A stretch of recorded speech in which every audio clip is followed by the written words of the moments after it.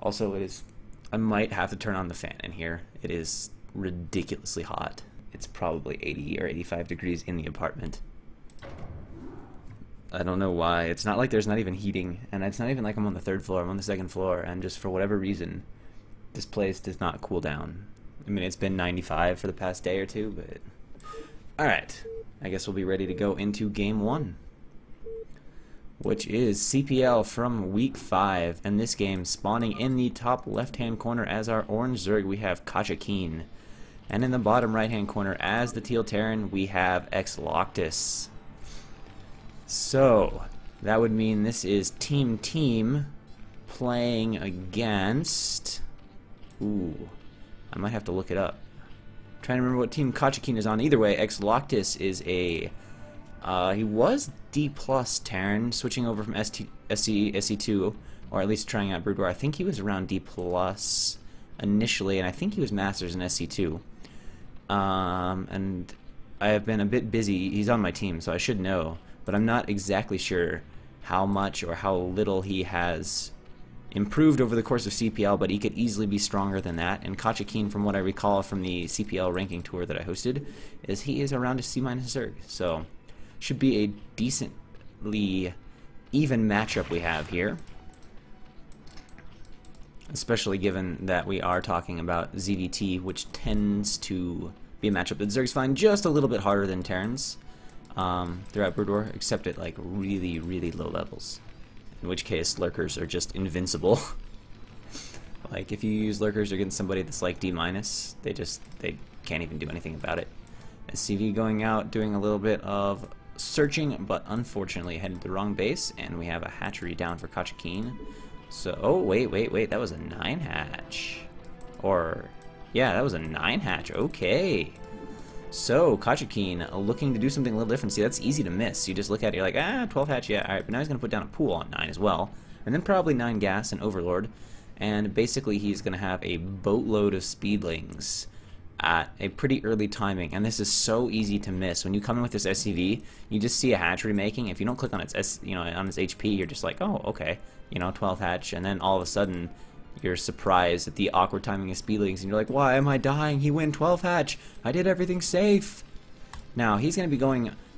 Well, he's got gas. I'm not going to say he's going to be going mech. He could 2-port, which would be not good, unless he got a bunker or something up. But he's going to have like 1 or 2 vultures, which have... I think the early vulture might have a little bit of potential, but once there's speed done, it's definitely going to be done well before vulture speed, which is going to make it really hard to micro those vultures alive.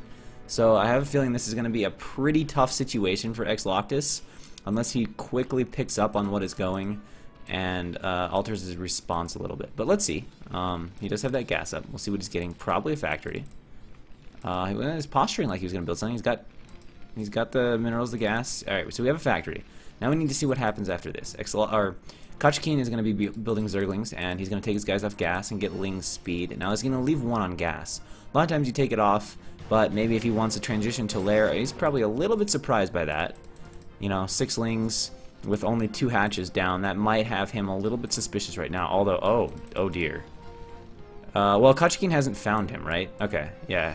So at least that's good for Exloctus, but Exloctus right now is not responding to this at all. He's getting an academy, which is interesting, but he's got only... Oh, Kachakeen either knows or is guessing right. This is really bad, potentially, for Exloctus.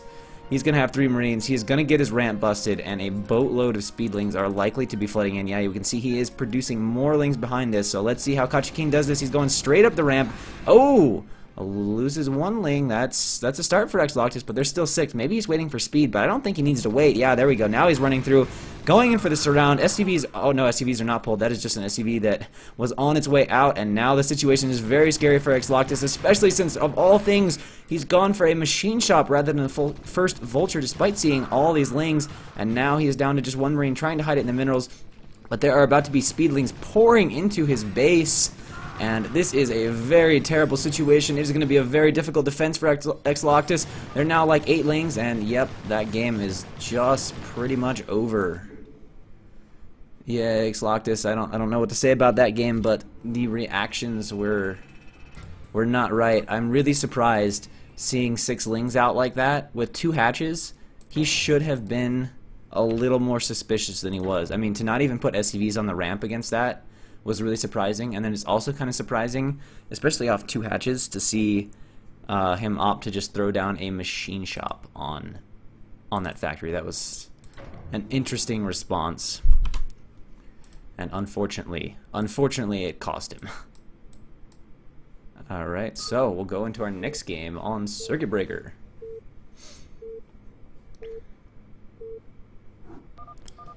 So in the bottom left hand corner, as our blue Protoss from Team, we have Evil Eye.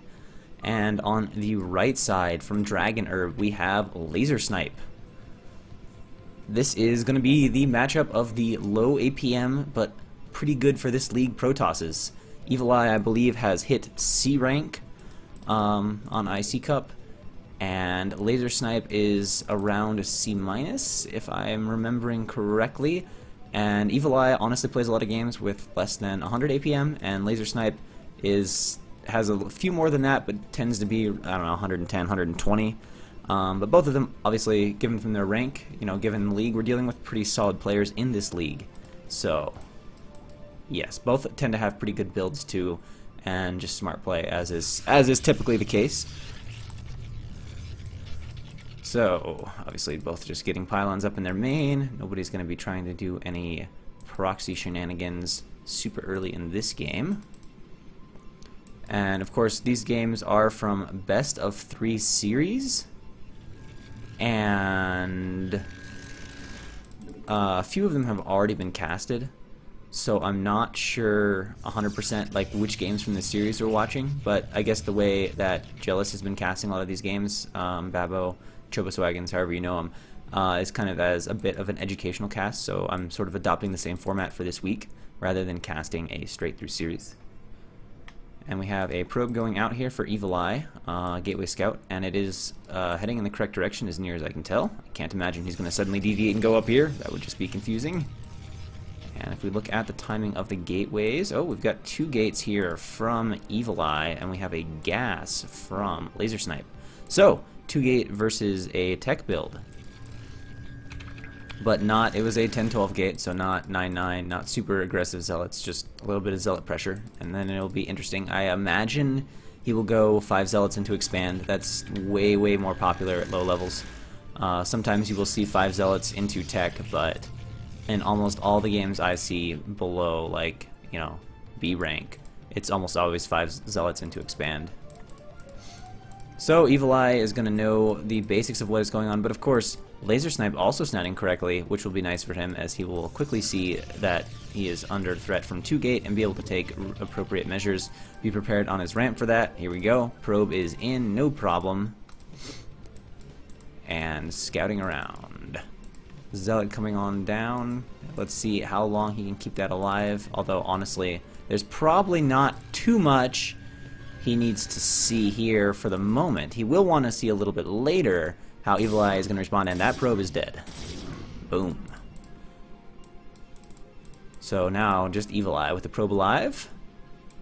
And we can see, as predicted, both players' APM is dropping towards that 100 level. But this will be proof right here that you don't need insanely high APM to be a fairly effective Brood War player. I mean, yes, if you want to play in Korea, you're going to need more than 100 APM, but you'd be surprised how good you can be with good decisions and efficient prioritization of your time. And Evil Eye doing an excellent job with the probe. That's one thing I don't know. I guess he just clicks kind of infrequently, but I know that, like, to move this thing around properly, just the amount of spam clicking I do to move the probe would, like, give me 250 APM or something for free. Alright, the probe is going to die now to the Dragoon. You can see Laser Snipe's trying to pick it off if it leaves the ramp, but either way he gets it now. And he's put up a pretty fast second gateway to deal with this, and with 2 zealots on the ramp and a Dragoon should be fine, and indeed Evil Eye is going to go ahead and Nexus behind this. And now, oh, I don't know if Laser Snipe needs to come down the ramp like this and almost loses that zealot. Good thing he doesn't.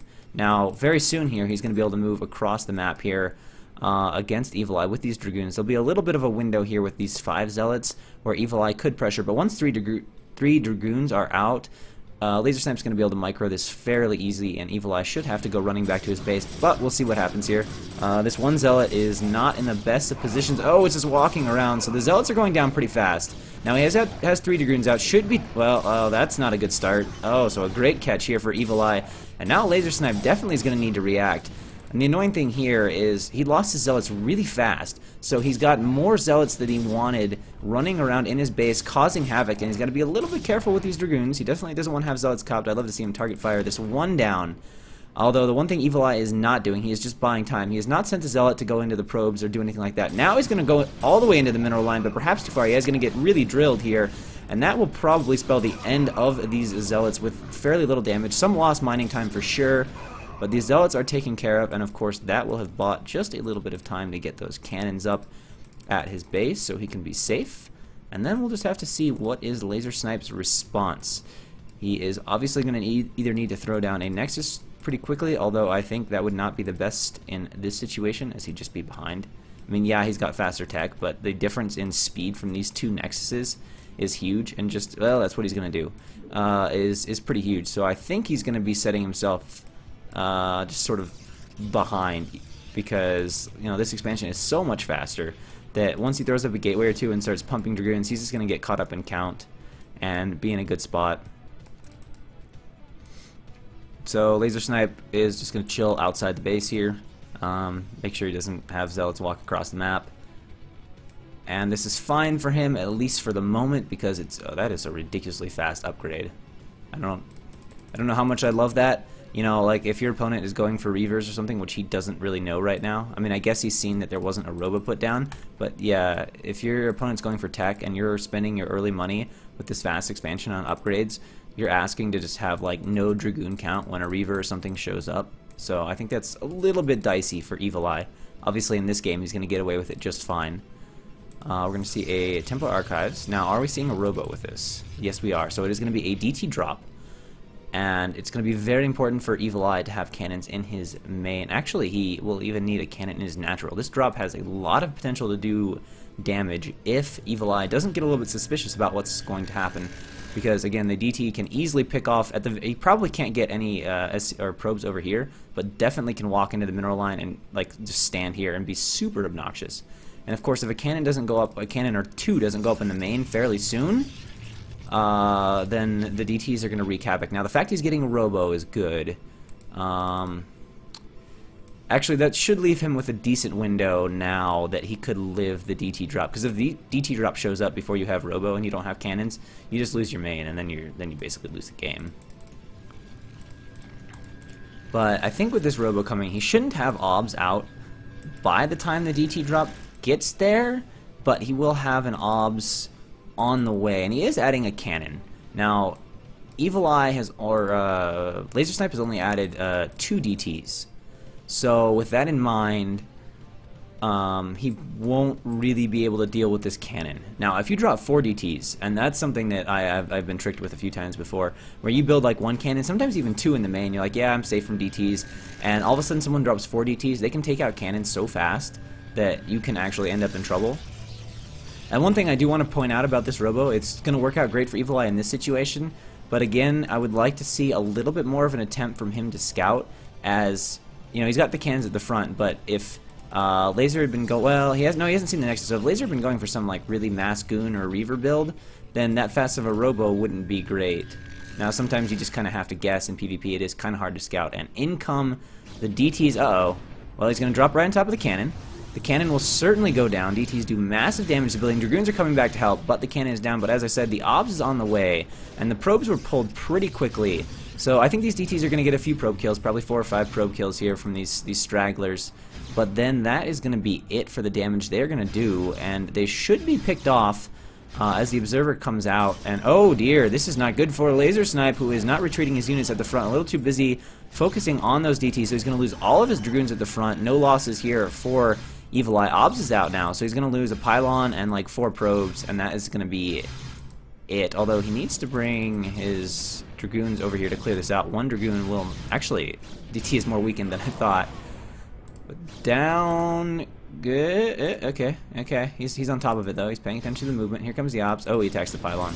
So that is the end of that DT, and that is the end of that drop. And unfortunately, he did lose his army in that, and he has only made one Templar. It does have Storm, presuming he has researched it at the archives, but he's going to get his panic cannons up, so it'll be okay. That definitely, you can see by the placement of those cannons, a little bit strange and built in a weird order, that he obviously had this, oh shit, I'm going to die, and just started putting down cannons moment. And now Evil Eye is going to move out across the map. Now with, oh, he canceled a lot of them. Okay, he's got one Storm, which is good, but if Evil Eye reacts quickly, that Storm won't do much. This guy does not have a Storm yet. He will, oh, actually, whoa. Okay, he's just been chilling in the main. Never mind. With two Storms to work with, he should be alright. And with this round of goons coming out, he should be fine. And in the meantime, Evil Eye with his 4 gateways, is he getting Citadel Tech? No, no Citadel Tech yet. He's going to try to come in from beneath. Laser Snipe has an ops here. He will be able to see this attack coming.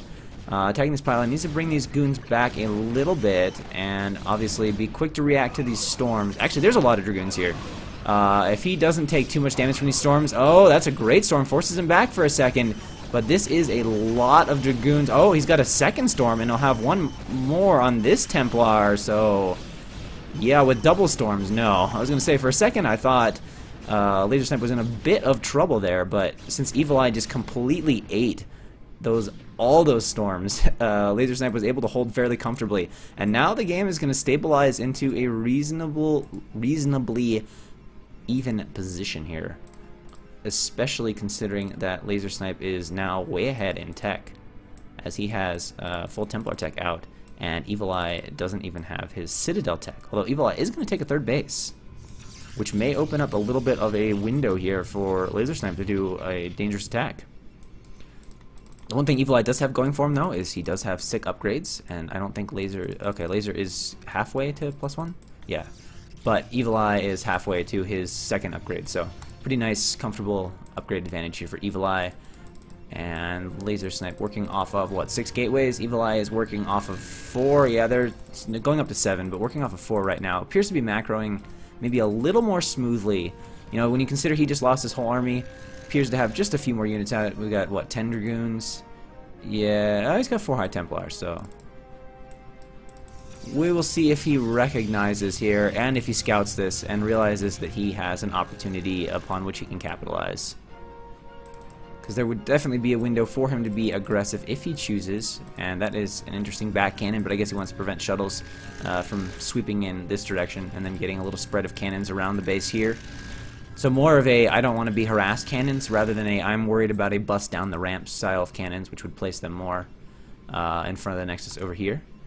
So mineral income now is going to be great for Evil Eye. Definitely will be able to add quite a few zealots to his army with that. No third gas yet, but obviously same thing for Laser Snipe.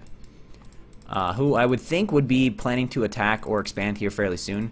I would say if you're being like as traditional as possible, the general rule of thumb for PvP would be something like you expand, you go up to 4 gateways, you get your Citadel, you get your Templar Archives, you go up to 6 gateways, and then you take a third.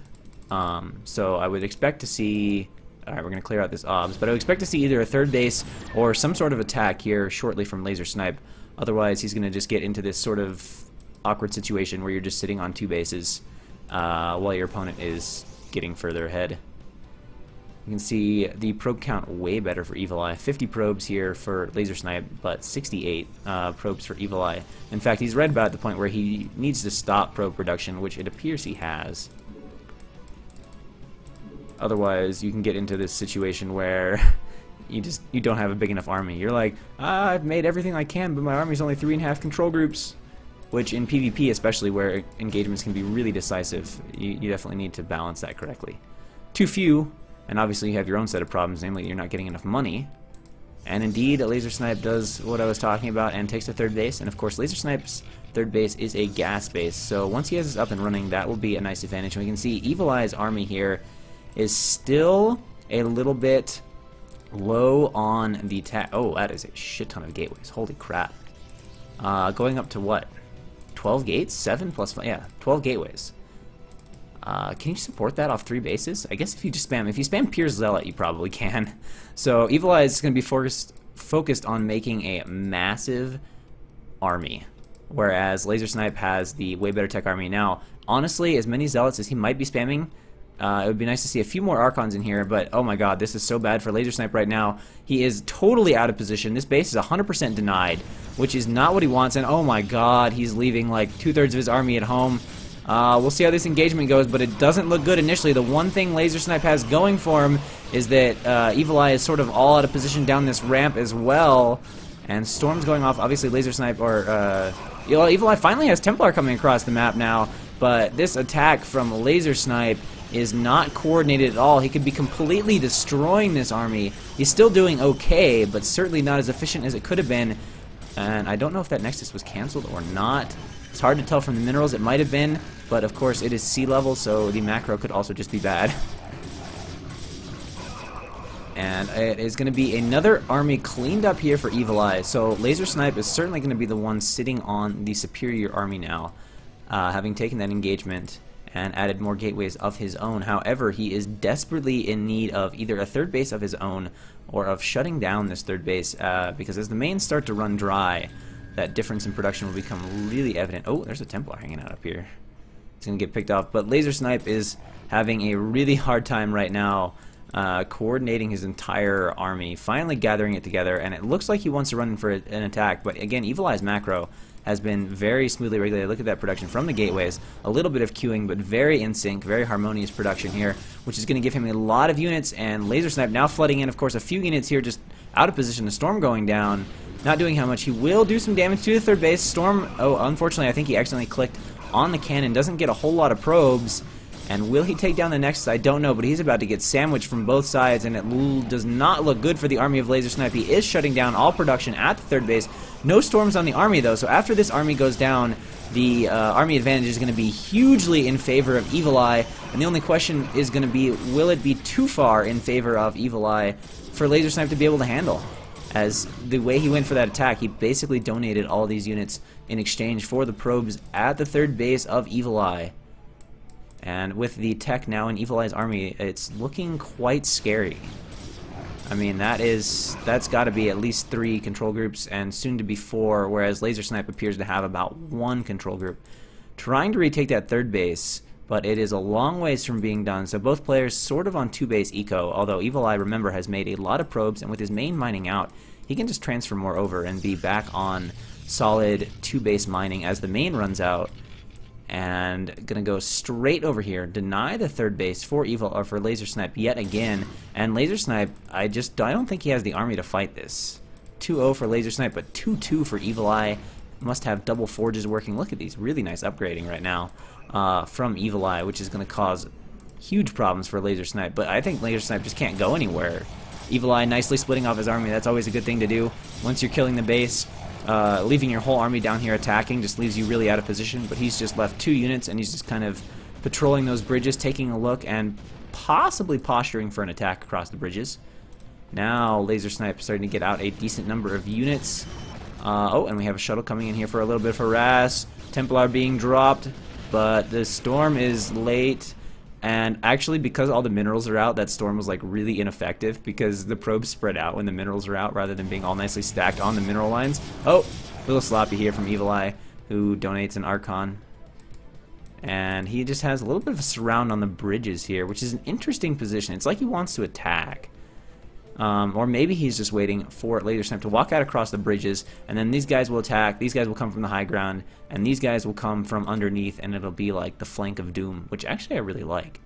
I was like, for attacking into the bridges, this doesn't look that great, but if he goes this way, this army's got to back up out of here, or it is going to get mowed down, or is he going to go for it? No, right now the army is just going to get mowed down. Alright, so a little bit of a donation here from Evil Eye, who's going to have to back out of this position, actually sending in this group here, and now he's going to send in the other group, so we're going to have a full-on engagement, full-on fight for a third base. Does Laser Snipe have enough units? Again, a lot of his units are not fighting. The Storms are really good, but his army is not together right now, and half of it getting shredded apart while the other half just watches on, and I think that is going to probably swing this game completely into Evil Eye's favor. A large wave of reinforcements coming from Evil Eye. Some good Storms going on. Laser Snipe will probably take this part of the engagement, but a huge army on the way now from Evil Eye here, and I think it is likely to clean up everything Laser Snipe has, and then he's going to be mining from just one base. Pretty good ramp storm. Does he have enough units storming the living daylights out of these zealots? But it looks like he's running out of units. Oh my gosh, that is a lot of storms though on some very, very clump zealots. Nexus is going down. There's not a reinforcement though, so that is it on the third base. And Laser Snipe falling down to just 75 supply. Appears to be out of steam. Nexus is cancelled, maybe killed, not sure. And of course Evil Eye expanding to a fourth base as he does this a little bit early on the probe transfer, but nothing left. And Laser Snipe says, "Ah, well, nicely played." And GG's. So in the end, Evil Eye takes the game.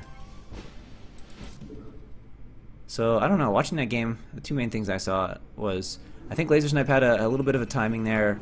When he got that initial Zealot Templar mix, didn't do too much with it when I think he could have. And the other thing was the coordination of the army. Too many battles Laser Snipe fought with like half of his army in another place, which you can sometimes get away with it in PvZ if you're not too like donatey, but like in PvP, your army has to fight together, or you just get overrun. And PvP is one of those matchups where you really need to fight good battles, because it's probably the easiest matchup where if you get overrun, you just kind of die. And the only thing I really saw from Evil Eye in terms of battles is just, you know, he ate a lot of storms. I think he basically ate every single storm. So, in the top right-hand corner as our white Protoss, we have Jordaddy. And in the bottom right-hand corner as our orange Terran, we have Makami. And one comment I want to make on eating storms is that if you get into a big PvP where both of you have a boatload of Templar, like, you're going to be so busy casting your own storms that, yeah, honestly, you're not going to dodge too many storms. But in the game we saw, there was a period, particularly when he attacked in the natural with all those Dragoons, where the only thing he had to do was micro his Dragoons and dodge storms, and he just basically just ate all the storms. Probably just attention elsewhere, but something to be wary of for future battles. So Makami is, I believe, a C- Terran. I don't think he's particularly fond of TVP, which I guess I don't blame him. That is a common sentiment among lower ranked Terrans, as Protoss does tend to be ever so slightly easier to play, a little bit more, requires a little bit less babysitting.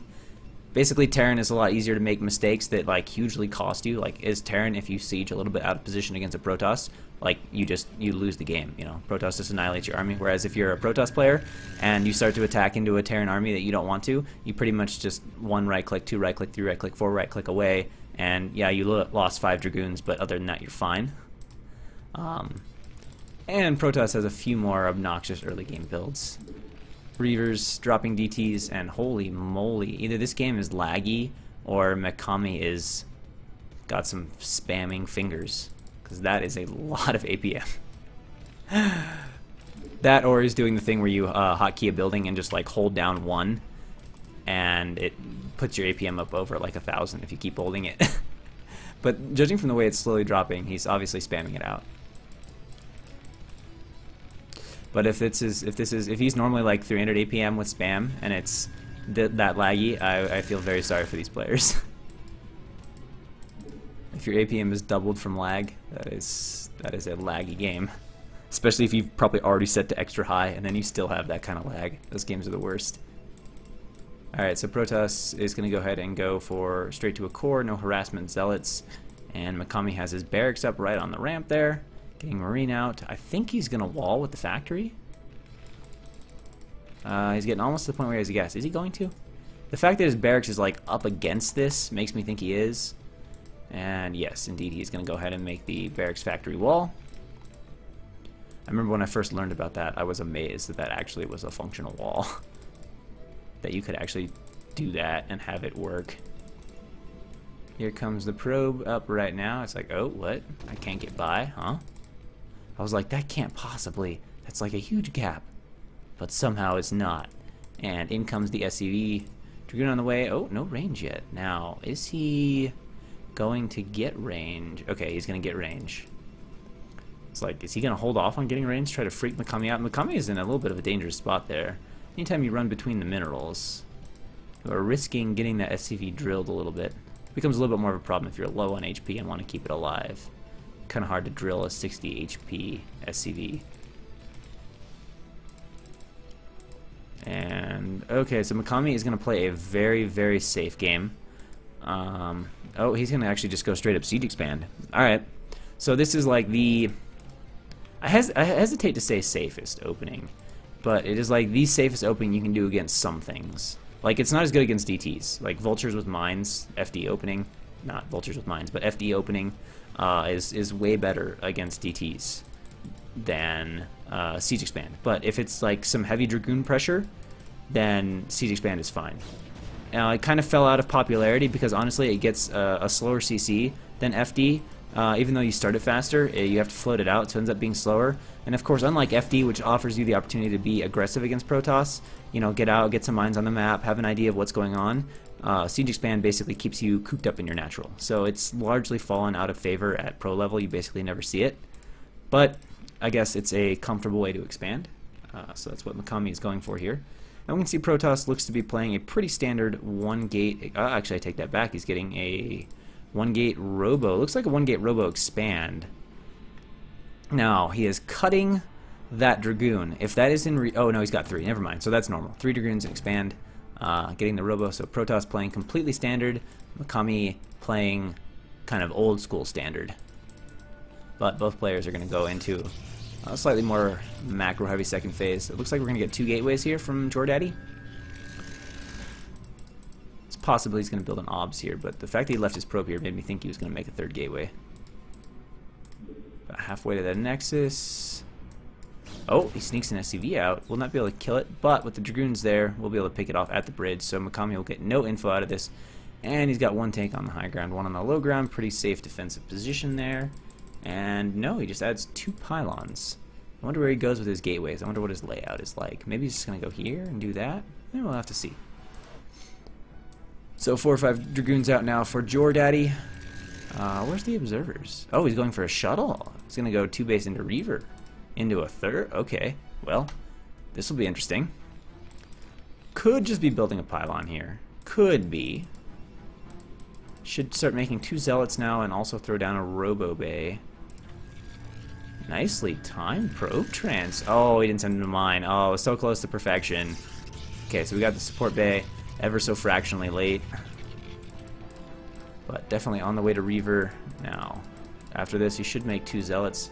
They're a lot better from the shuttle than a Dragoon is, unless, of course, Terran is going for Wraith. Then it's way nicer if you made the Dragoon. Alright, so the support bay is up.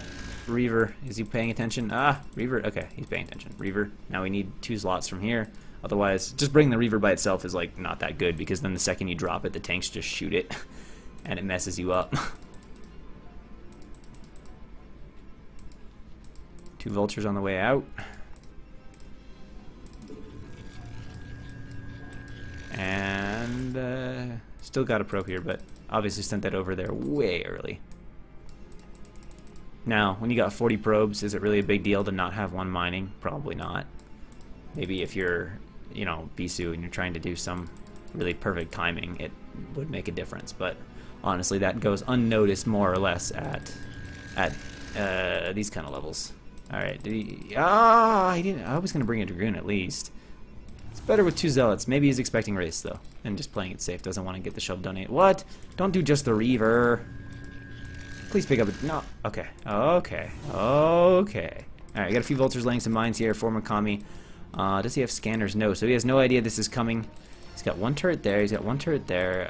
Nothing here, though. So the Reaver has a nice flight path straight into the main, and no turrets are going to control its motion in the main. So, yeah, we'll see if he spots it. Oh, don't. Okay, that's going to give him a nice chance to get alert to this. Oh, he's going to stubbornly drop in the natural, and oh my god. Oh, I thought he was going to lose the shuttle. He's got to pick this up. Wow, that was... Oh, he does save the Reaver. Oh my god, that was... Alright. Sorry guys, that was a little rough. That was like anti-control. I don't know what exactly was happening there for Jordaddy. I don't know if he was focused on these Vultures harassing his 3rd or what, but it looked like he was trying to, but... Everything about that was not good. Like, I don't want to be mean, but that was like F level, F grade on a report card with Reaver control. I mean, not only could he have just flown straight this way and gone into the main where he would have had a bunch of room, he just like dropped the Reaver and made almost no effort to pick it up while Siege Tank shot at it. So, I think given that, Mikami is going to be a little more confident in his position now. Probably is not going to remake that, yeah, and he's going to explode some gateways now. Go up to, what is that, 7 gateways? So a bunch of those. Mikami going up to 5 factories, so he wants to go for some 2-base aggression. Oh, never mind, I lied. I should probably look at his base before I just say stuff. So going up to 5 facts, he's just going to go ahead and expand. Now given that Jordetti is taking a third and went for that Reaver, which did absolutely nothing, it's going to be no problem at all for Mikami to get his third up and running, provided he moves his units reasonably. A little bit of tech coming for Jordetti. I mean, obviously if he just floats his third with like 1 Vulture, Protoss could run up there, but when Protoss goes Reaver, you know, you're going to have less units. If you haven't done any damage with that Reaver and just donated it, you're just not going to have the units needed to put pressure on the third base. Now, Mikami floating out, so the third is going to be a little bit faster for Mikami, especially if the SCV transfer is well timed. Going to lay some mines here outside of his third base, which I like, until he can get depots or a wall built over here. At least I'm assuming he's going to lay mines. And the observer is going to come right on down and see that. Oh, this is a very nice timed little SCV transfer. And also, that is kind of funny. Anybody notice anything funny about the natural? Anything that I just now look at that, the SCVs have to go so far. I wonder if that hurts your mineral mining. It might, but definitely the CC is a hex low. It should be right there. So Mikami is gonna have definitely inefficient gas mining and possibly inefficient mineral mining. And it looks like Jordetti is moving out with a boatload of zealots, which could be a little bit scary here for Mikami. He does not have many mines. The fact he doesn't have many mines... Oh, he's got... Oh, never mind. Oops. Oops. He needs to lay some mines. If he doesn't lay mines... that is a fuck ton of zealots, and if they are well spread, they will just come in there and get on the tanks and kill shit so fast. Now he's starting to get some mines. If he gets up a good minefield, this attack can't do anything. But if he doesn't get those mines down, that could be a really dangerous attack. Although he's starting to build up a few more vultures in the natural. Making a surprising number of early Goliaths. I don't think he scouted anything that would trigger that. That's little heavy on the Goliaths. Here we go. Zealots running in. Vultures need to be pulled back a little more to the tanks. Doing a good job. And this should be held fairly easy from Mikami. I don't like the decision to throw the vultures on top of the tanks, but way too much here for Mikami, and Protoss will have to pull back. Donates the vast majority of his army for a group of vultures and a tank or two. Not the greatest of trades here for Mikami. Or for Jordetti. Sorry, excuse me.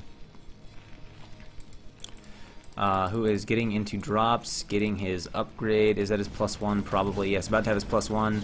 A little bit of weird pathing here. Maybe a bad rally point, causing for a silly battle. Sieging up a tank right at the front door. Going to push Protoss off that doorstep a bit. And what do we have down here? We have double Stargates. But of course, now when he was making those initial Goliaths, he had not scouted that. Possibly, though, just making those 2 Goliaths, because he did only make, I think, 2 Goliaths, in case Protoss was going to come in with some sort of shuttle and bust. I mean, which is, you know, he does have a robo. It's always a possibility. Double Forge, both of the third. Honestly, not necessarily a fan of that, simply because, let's face it, your third is a popular location for Terran to attack. And oh, we got the drop up here. But right now we're just attacking pylons. Good scouting drop though. Worth his weight in gold. Not gonna kill the Stargate though. Not gonna kill the Stargate.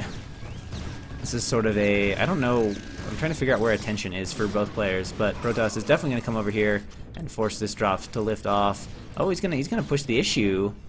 Alright, well, Protoss has Dragoons popping. Is he gonna get the dropship? No.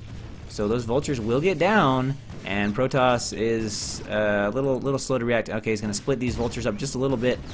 Definitely going to do some damage to the probes right now, as there's 0 response from Protoss, and there are no units in here to like make the vultures not have to manually target the probes. Now they will get cleaned up, and this dropship unfortunately forgetting to drop, so it is taken out. But you know, he got like 10 probe kills in the end, so in the end, not bad. JorDaddy very, very low on probes, especially for the 13-minute mark. Just 36 probes. Mikami has a much more healthy economy with 60 SCVs, and it looks like he has just decided, you know what, I don't think JorDaddy's enough stuff. I'm going to go for it, but way overextending with these vultures. Donates immediately 6 vultures. He has no mines on the map, remember. So a zealot-heavy army like this could be a problem. I think what happens is he scouted the carriers, and he's like, I need to go kill Protoss right now, and that usually opens a timing window, and it probably does. But he's going to need a little bit better army control over the next minute or two than what we saw right there, and definitely does need to reinforce. It looks like he's getting some good vulture production going back at home. And oh, actually, never mind. He's just dual Stargate Arbiters. Wow. Figured with 2 he was going to go to carriers, but that is clearly not the case. Getting stasis, and Mikami, I guess, decided, I don't feel all that good with this army with like no vultures out here in the middle. And now he's sending a few over to harass, but unfortunately they are in move command coming in to attack those dragoons.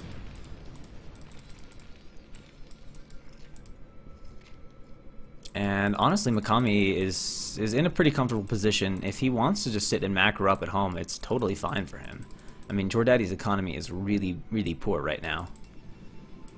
Of course, by the same token, JorDaddy does not have that great of an army.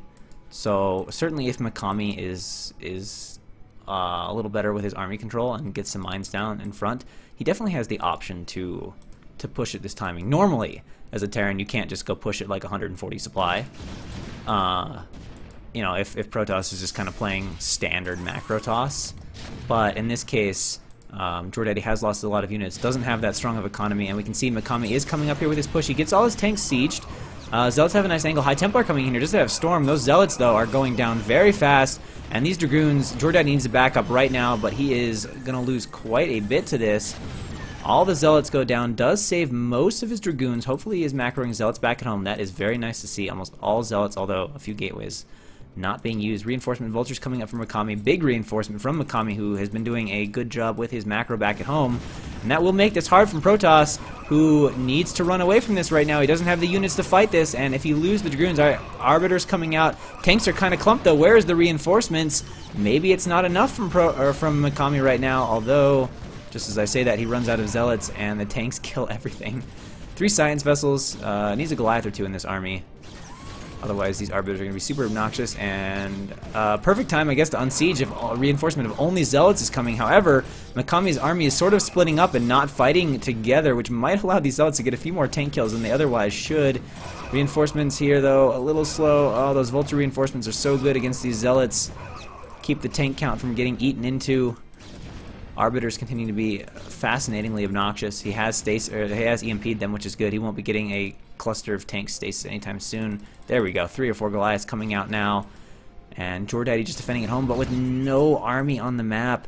He's in danger of just being 1A, 2A, 3A right here by Mikami. He is getting a round of Dragoons out. Will they be out in time? Will Mikami realize how little JorDaddy has? All right, there is... Wait, no, there's not a Templar in there. I thought I saw a Templar. There is not one. He just EMP'd his own stuff, maybe expecting the Zealots to run on top of his army. Sieges up all the tanks, pulling the Vultures back. Much better Vulture positioning here than in the previous fight at the Natural. Those Zealots are going down fast, and JorDaddy is definitely going to lose his Natural. I don't see any way he can save that. He is adding gates at another base, but nothing he can do, says GG. Oh shit, I just realized that. Can you EMP your own vessels? You probably totally can, right? Like... I just realized that would be a good way to BM. Just EMP your own vessels when you're about to win. I really want to know if that takes away your vessel energy. Obviously it does if you EMP the enemy's vessels. Is there some thing in Brood War that detects whose EMP it is, and if it's your own EMP, it doesn't take away your thing? And yeah, Mikami, even with a misplaced CC, strong enough to take that game. So, spawning in the top right-hand corner as our Orange Zerg, we have Pisan. And in the bottom left-hand corner as our Teal Terran, we have Fozic Pain. Shit, what map is this? Is this Queensbridge? I'm guessing Queensbridge. Hell yes, I guessed correctly. So we are playing on the map Queensbridge. It is, I believe, a foreign-made map, and it is a 2-player map. So same sort of starting positions as you see on Bloody Ridge, but a very different map than Bloody Ridge. So, what to say about this game? Fozic from Team Pisan. I think Pisan is from Dragon Herb as well. Pisan, I believe, is a C- Zerg. And Fozic is, he was already a strong player coming into CPL, in all honesty. I think he was close to C, or maybe it was C.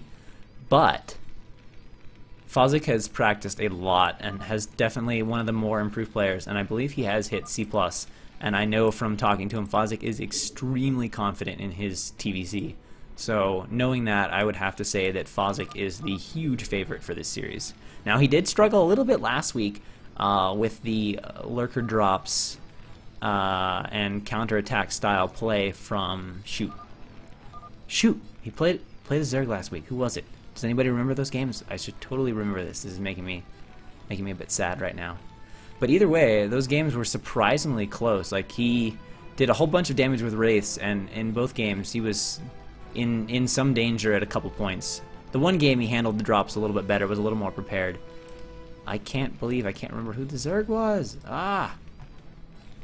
It's like on the tip of my tongue, but I can't get it out, you know. Alright, so we have a 12 hatch here from Pisan. And the SCV going out to scout for Fozic. Of course, another nice luxury of a two-player map. Don't have to double scout. You can just go scout right away and know, okay, I can drop a CC without making any Marines, or I need to block my ramp, or some intermediate case of the two. IC Cup, International Cyber Cup, I think, is what it stands for. But everybody just calls it IC Cup. Alright, so two hatch tech play from Pisan. Lurker, Muta, what will it be? What do you guys think? I honestly have no idea.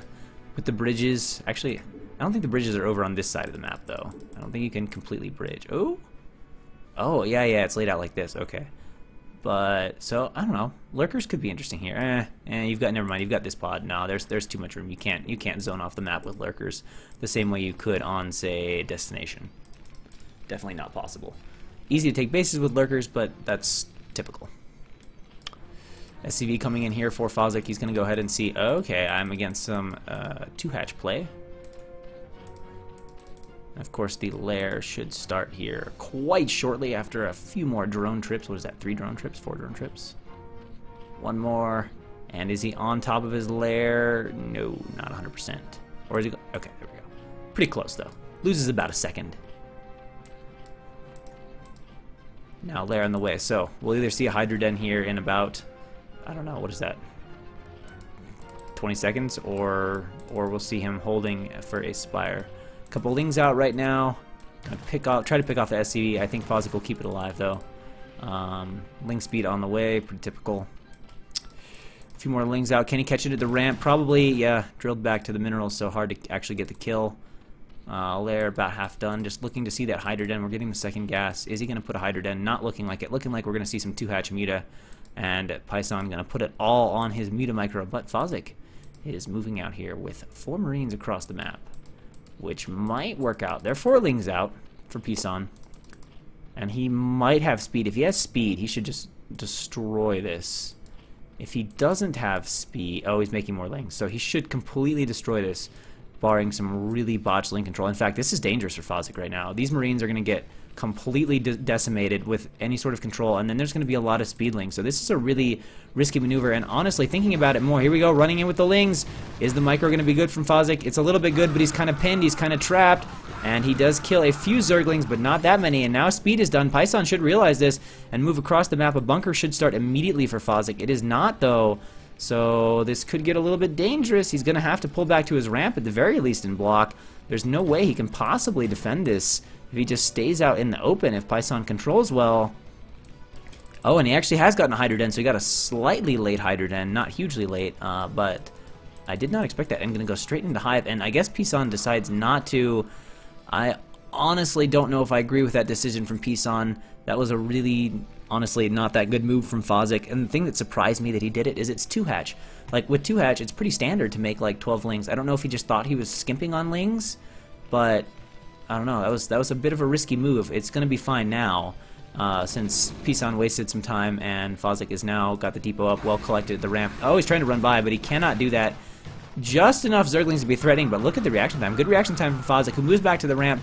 Medic out now, although the SCVs are kind of blocking from the medics, and suddenly the Lings do way more damage than I expected. But look at that, even Fozzik, even after having fallen back into the defensive position, still did a lot of damage. Imagine if he had gone in earlier what the damage could have been, and now the situation is absolutely horrible for Fozzik with the Lurker Tech on the way, Lings running around, he's lost all his Marines, he's got nothing in his front right now, everything getting picked off. Now these Firebats will eventually clean up these Lings. Medics might help the SCV stay alive a little bit longer if they can collect themselves. Alright, Firebat Stims going in for it, Medic is there to keep it alive, so it does get those Lings cleaned up, but Lurkers morphing in the natural, so Pisan doing a nice job not getting overly distracted from his build there as he micros those Lings, and Hive on the way with Lurkers. So these are going to be some insanely fast defilers. It's going to be like, I don't even fucking know, like 8-minute defiler timing, 8-minute consume timing. Okay, Fozzik is aware, is going to go ahead and double bunker at the front, which should help him survive. He will need to throw up a turret here at some point to have enough detection. He is saving his scans to some extent. He threw down one, I think, to get a read on the tech. But now Lurkers coming out. Not a whole bunch of Lings, though. And, oh, I like this from Fozzik. Keeping these guys out here, and then, so that way when the Lurker... Oh, he's got to react, though. Oh dear. Oh, dear. Alright, he does not have very much in these bunkers. Pisan could possibly go for this if he wants to. He probably is not going to expect there to be almost nothing in those bunkers, but if you look at what's in there, it's like 2 Firebats and a Marine. Like, if he just bros 4 Lurkers, like right here, those bunkers get pretty fucked up, and you can't really pull SCVs to repair against Lurkers. So, yeah. Dangerous times here for Fozzik. Defiler round halfway to completion. Does he have any sort of tech? Look at that factory. This tech is going to be so late, and it's like... I guess that's the one thing, too, for Pisan, is he doesn't actually need to run in there right now, especially knowing... if he's aware. I don't know if he's stacked an Overlord, but given how far behind Fozzik's tech is, if he just sits here and brings down a Defiler, like, Fozzik is not going to be able to get out of here before his tech is done, especially with now, with these number of Lurkers. There's just no way that he's going to be getting out of here before the Defilers are done. They need to start Consume, but... Come on, Consume! Defilers aren't that great without Consume. There we go, Consume has started, so now it is going to be a major race. Fozzik is going to that starport, but he's got a long way to go to get a vessel with any sort of detection, and I don't think he'll be able to radiate the Defiler. He definitely has to start trying to push back the Lurkers the second his tank gets out, but man, this is a really dangerous, really tight timing window here that Fozzik is dealing for. He says, oh wow, he probably just now scanned the Defiler stuff and is thinking, oh shit, my tech is not timed well enough to deal with this. And that is a lot of Lurkers at the front. We've got like 10 Lurkers just ready to bust in here the second Consume is done, and Defilers are on the way. Literally as those Defilers reach the base, Consume is going to be done. And there's not going to be a vessel out. This looks really, really bad for Fozzik. And it's one of those situations where there's like nothing different he can do. Like, he can't get out on the map. There's nothing he can do. He just literally has to stand here and hope that he can somehow control his units, or that Pisan bungles his control. But Pisan 100% in the driver's train right now. Driver's train, driver's seat, whatever. Alright, he does get a tank out. Definitely does not have siege yet. He's like, he doesn't even have siege. This is so rough. He is about to get swarmed and almost certainly die. But we'll see. Can he mess up? He has made some Firebats. Like, that's like the only thing he can do. But unfortunately, Firebats tend to cluster, and this is so many Lurkers. Instantly, everything in those bunkers dying. Tries to save the units, but it's just not going to happen. So now the natural is busted. Next round of Defiler coming in. Lurkers charging in. 4 Lurkers burrow immediately. This is the last stand of the Firebats. Can they kill the Lurkers? I think they killed maybe one, but they are clustering up, and now he is forced out of his natural for sure. And Defiler continues to swarm forward. All he has to do is get into the main here and swarm this up, and it will be over for Fozzik. Look at all those Lurkers. So many of them. His Defiler's actually kind of cock-blocking himself at the ramp. Alright, so finally goes down, actually due to tank fire, and now he is flooding into the main. Lurkers coming. He has position over the barracks, and indeed all Fozzik can do is say GG. Pisan takes it with his super fast 2-hatch Lurker Hive build.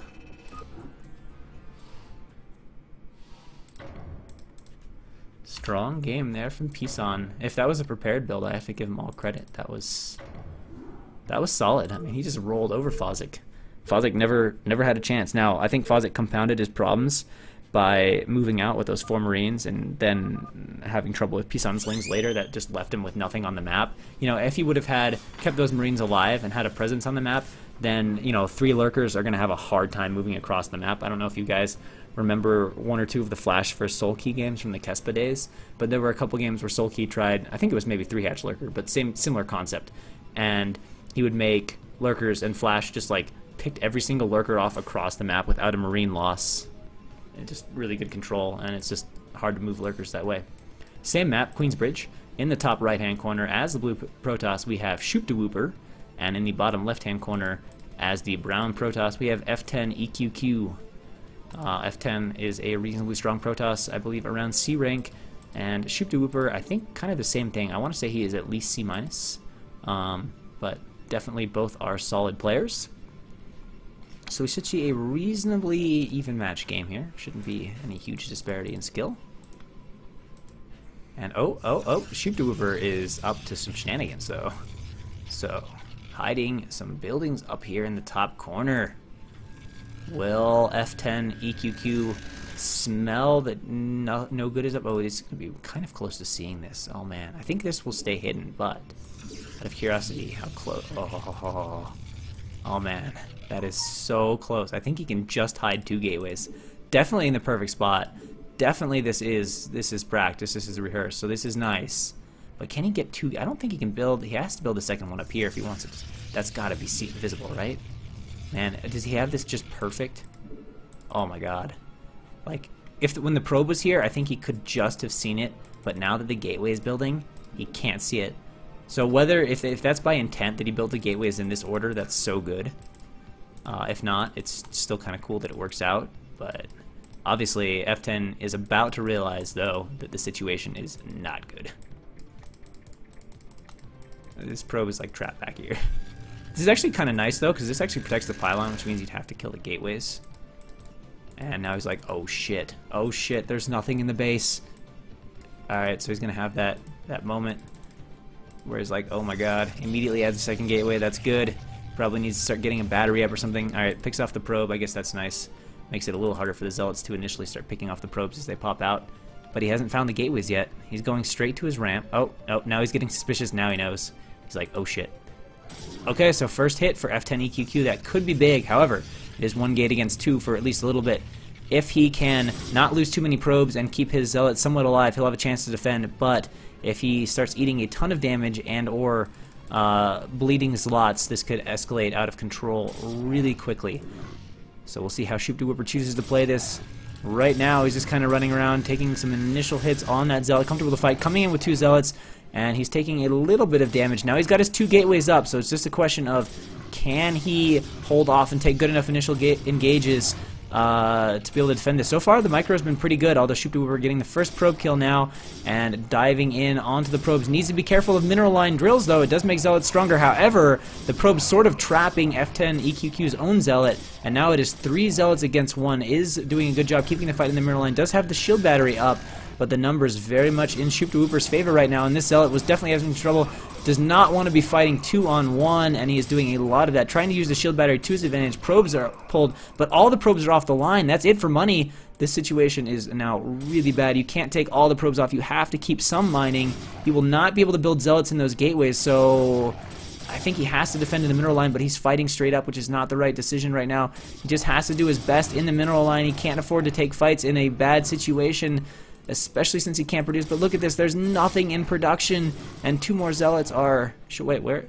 Shoop de Wooper had a little glitch in his production, though, too, I guess. Oh, never mind, there's 1 Zealot out.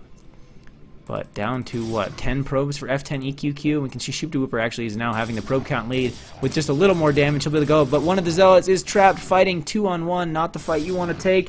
And again, 2-on-1, the probes are completely out of position. He's trying to drill them, but again, that is no mining for him. He gets that last Zealot out, but again, he's not even making with the money he has. And Shoop de Wooper is never quite getting into control of this game, but it feels like he's going to. The shield battery definitely helping, and Shoop de Wooper perhaps fighting a little bit aggressively in the mineral lines. I mean, these drills are definitely handicapping his Zealots, but F10 EQQ gradually being whittled down, economy down to just 7 probes. One zealot left running around. More zealots continue to pop out for Shoop to Whooper. F10 EQQ is going to get one more out, and now the numbers are actually in favor of F10 EQQ with a shield battery and Shoop to Whooper losing this zealot. So I think at this point, F10 EQQ will have held this off. However, economically, it is Shoop to Whooper in the superior position and way ahead in tech. Look at that difference. Already has a cyber core on the way. Alright, so we have 2 zealots for Shoop to Whooper. We got 3 though for F10 EQQ. So at this point it's just a matter of defending probes. I'm sure he'd like to clean up these gateways. He cannot quite do that yet. We can see Shoop to Whooper is adding a gateway in his main. And honestly now there's a concern if he doesn't clean up these gateways and Dragoons start to pop, that would be a problem. Alright, sending 2 zealots in, but with no zealots here, this is not a good fight. F10 EQQ should not be taking this fight in his mineral line right now. Oh my god. He's gonna lose all of his economy. Oh my gosh. Oh my god. Oh, just no. And he says GG. He realizes that was too little economy. So close to holding it, but not quite. Of course, if you are going for one gate tech and someone gets 2 proxy gates in your base, that's always going to be hard from the start. So game 2 between F10 EQQ and Shoop to Whooper on Fighting Spirit.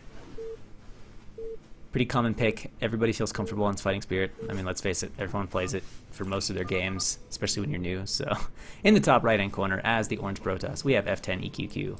And in the top left hand corner as the brown Protoss, we have Shoop to Whooper.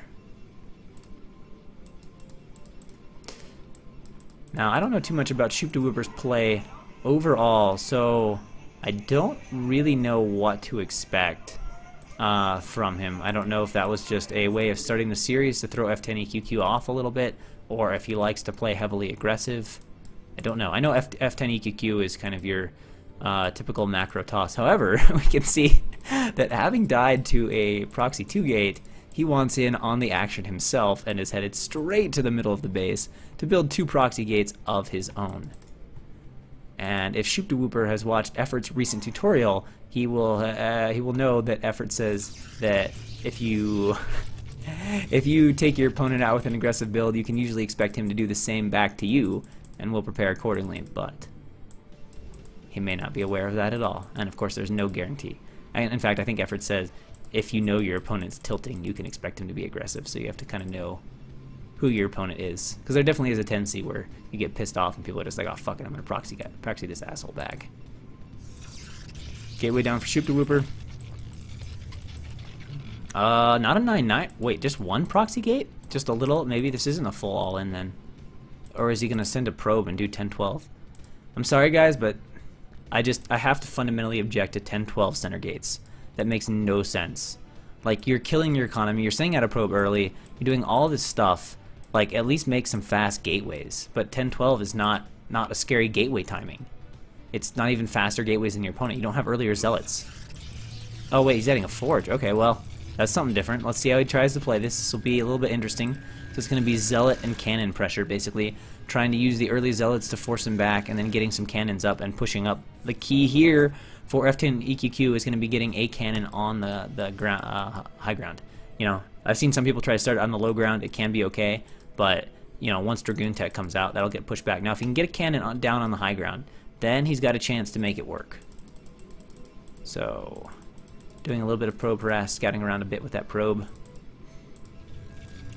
Just being generally long. Let's see if he puts down some mana pylons. Yeah, always nice to do if you're going to be aggressive. And of course, if you don't take care of these immediately, guess what this segues nicely into? Throwing down a cannon or 2. And the zealot now has to come back and defend, which will keep the ramp nice and open. Second probe coming in, and oh, if it gets hidden while he does this, oh, this would be really cool if F10 EQQ builds a pylon over here and then just micros his heart out over on this side. I would bet my life that Shoop to Whooper never notices. He's got to keep the probe from going over there, though, idly. Otherwise, he will notice that cannon is coming. Oh, he hasn't built a pylon. Oh, he should do it. I think that would be really cool. Oh, but F10 EQQ running straight into the mineral line. Not the decision I think he wanted to make here. And donates his first zealot for free. Seems to be aware that something is up. Oh, he's so close to seeing that. Will he? No, he doesn't see it. Alright, next zealot coming in. But unfortunately, he's already lost his initiative with the Zealot, having donated it into the mineral line. You can't run. Ah, he's getting super drilled again, getting just massively stacked on by these probes. He's going to lose it for nothing. And this, oh, he's trying to get cannons up here, so maybe that's part of it. Wait, what the fuck? He just started to build a forge. Was he trying to wall himself in? I was trying to make a gateway. This is just not working right now. He has not built a pylon with this. I don't know exactly what F10 EQQ is trying to make happen here, but it was like the coordination just never materialized. He dived into the mineral line, lost the Zealot for almost nothing, and then never got anything going with his cannons. I thought he was going to be cute with this, but all he did was build a few pylons, and now this is completely shut down from Shoop to Whooper. In no danger at all. The only thing I would like to see is having built a core, but I think Shoop to Whooper saw the early Zealot timings and thought he was getting proxy gated, so he just threw down a second gateway. But 100% held. Still going to bleed in a few Zealots, but we can see 16 probes from Shoop to Whooper, only 10 from F10 EQQ, given his earlier bad economy. Shoop to Whooper again drilling the living daylights out of these poor Zealots that F10 EQQ keeps sending completely into the mineral line. You have to pick your spots wiser. You have to kind of dance in here, back out, never get into a place where the probes can just drill you down. Oh, now, holy shit, okay. Now he just goes, what? I think at this point, oh wait, some of these are Shoop to Whooper's buildings. I thought he was building like his own core and shit. No, he's trying to wall himself in. Oh, this is, oh my god, could this actually possibly work? He seems to have somehow found a position where he can wall himself in. Wait. Oh, that is his core. He did build a core and a forge as a wall. Oh, if he would have done this earlier, this could have been interesting, but... Oh man, is he going to get a single cannon up? Oh, he's got 2 probes on it. Nice glitching. So this is like perfectly held by Shoop to Whooper. Wow. The core is going to finish. The Zealot is trying to do some damage in the mineral line and getting drilled, and all of a sudden, I don't know where Shoop to Whooper's Zealots are. This is a wild game. I don't even know what to make of it. So again, everything off the line. Dragoons are on the way, though, which will allow this to be cleaned up completely. I don't like this into all the probes off the line thing. He's getting his drill a little bit better, but then F10 AQQ just says GG. That almost worked. If he would have done that a little bit sooner with just 2 forges, that could have been interesting. But Shoop to Whooper knows his rules for how to drill, so he drills that probe over.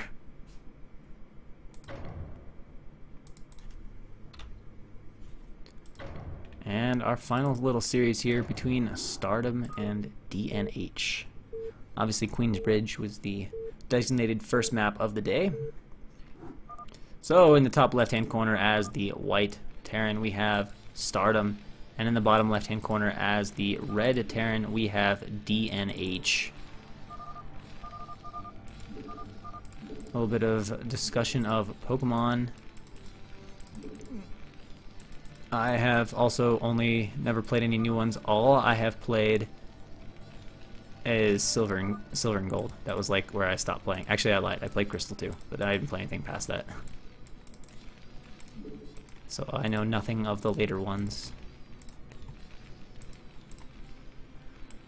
So unsurprisingly, both players opening up with barracks. DNH putting the barracks here. And if you're wondering, it seems like a weird barracks place, why is he putting it right there? Well, the simple answer is, it's the closest to Stardom's base, which means that he will lift that off and get scouting information that much faster than if the barracks is placed there. Which, given the moving speed of barracks, saves a good 10-15 seconds, a little bit earlier intel. Both players look like they're opening up reasonably normal right now, grabbing gas. Stardom, another one of the quote-unquote low APM geniuses of the league.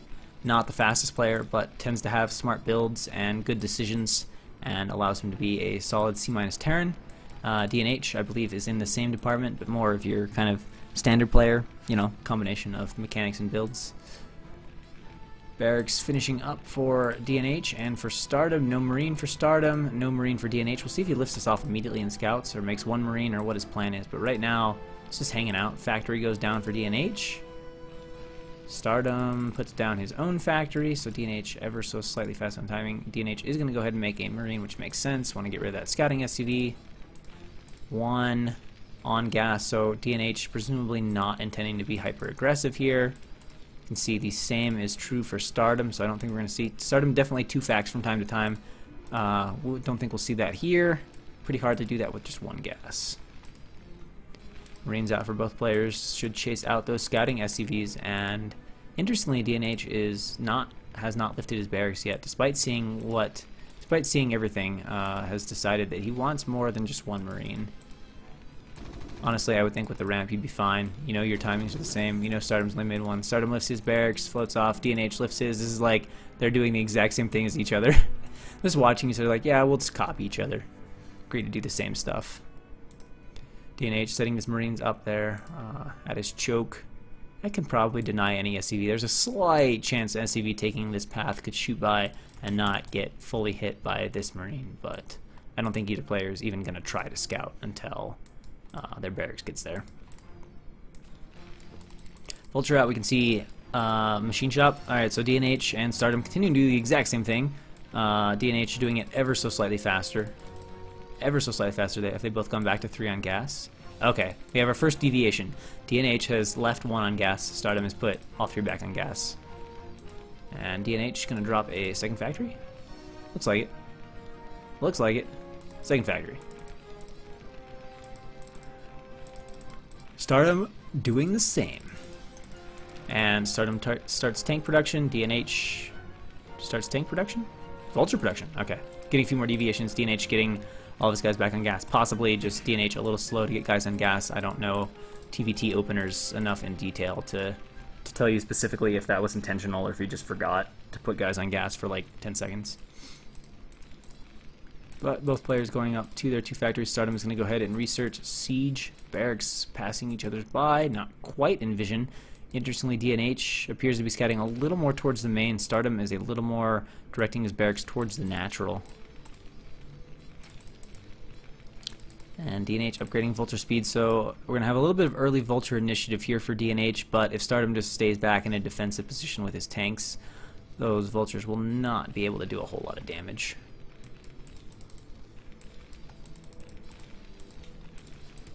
Second add-on here for DNH, who might go into double tank production. Interesting. Alright, man. See you later. And a third factory coming up for DNH. And Stardom has his siege mode done. Now I'll be interested to see how he uses that.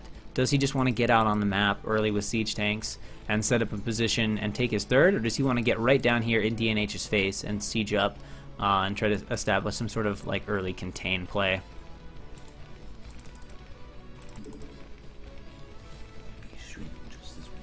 Yeah. How do ladder ratings work? Are there any A- or A+? Yeah, there is an IC Cup. On Fish, it's different. It's like just F-, F, D. There's no E. No, there is E. There's F-, F, E, D, C, B, A, and S. So you're streaming on Twitch? Yeah. Do you have access to streaming on the Korean or whatever? What was that? No, I wouldn't have it. You need like a Korean SSN and stuff to stream on Afrika. I mean, you couldn't just get a VPN? No, you actually need a Korean SSN. Like, you need a Korean social security number. Oh shit. Yeah, they're pretty serious. Like, you have to have. There's some stuff that's hard. Even to play. SSN, Even to play on Fish, I think for a while. Maybe I don't know if they lifted that requirement, but I think to play ladder or something, they were actually requiring like a Korean phone number. Wow. So, all right, we got some vultures running across the map here for DNH. And some tanks running across the map from Stardom. They're both horribly out of position, so these... Oh! Is DNH going to run in these vultures? Could do a lot of damage. There's not a tank coming out for Stardom right now. Chance to kill a ton of SCVs. Stardom is actually going to come back and chase this really quick. Marines are blocking at the ramp, but they can only do that for so long. However, the next tank is out for Stardom. Vulture starting to lay some mines. We'll see if Stardom can avoid taking damage. It looks like he's mostly averted the crisis. Those mines don't even get the tank down to just 3 vultures. Losses should not be huge here, especially as Stardom's army collects himself. Those mines should go down fairly easily. Trying to snipe off those last 2 vultures, sieging up a tank. Just 1 vulture left, 1 hit away from dying. Mines are not doing anything. Stardom playing this extremely safe, almost too safe, causing him to lose an extra SCV or 2. But that appears to be reasonably well handled. We can see, though, that DNH's SCV count is a bit better, as he did pick up some kills in that battle. Tank's also killing off an SCV or 2.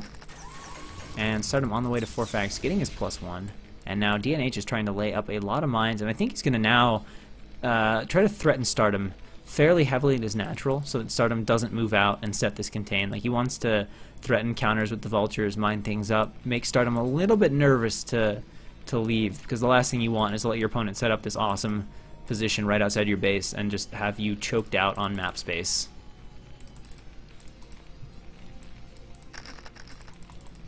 Alright, so Stardom finally gets back to building that CC, and now is just going to play it safe, hanging out at home. You can see we've got some minefields here, we've got some minefields there. Definitely has just made it a lot harder for Stardom to move out of his base now. DNH really starting to get a healthy SCV count. Stardom still lagging behind a little bit. And, oh, that's just a mine. I was like, am I missing harass in the main? But it was just a mine. And who was the guy in the background? That is a friend of mine who was staying the night after we went out last night. And no, he does not play Brood War, but he's heard me talk about it enough that, like, he knows some things.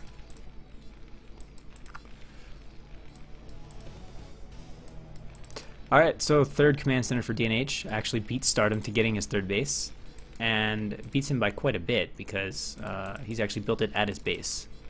Stardom is instead going to have to float that command center over a long, tedious journey to... Where's he going to go with it? He's probably going to go to this base, but he could float to this base, but that is a long float. That's a journey for a CC.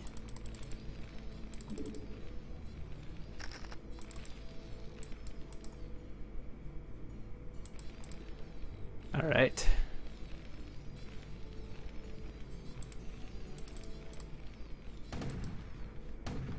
Oh, uh-oh, DNH with a tank out in front. Oh, mines, but tanks are pretty good at clearing mines. Alright, everything sieges up now that there's one tank. Oh, that was so disappointing. Most of the tanks fighted the Vulture. I was like, this is about to be the most dead tank on the planet. It was going to take like a full control group of tank shots from Stardom's slight overreaction there. But now Stardom cleaning up the last remaining things at third. Okay. Mine should go down easily here. He's so close to it. It's gonna block it. Okay, he notices it. Oh, he actually walked into it with the tank.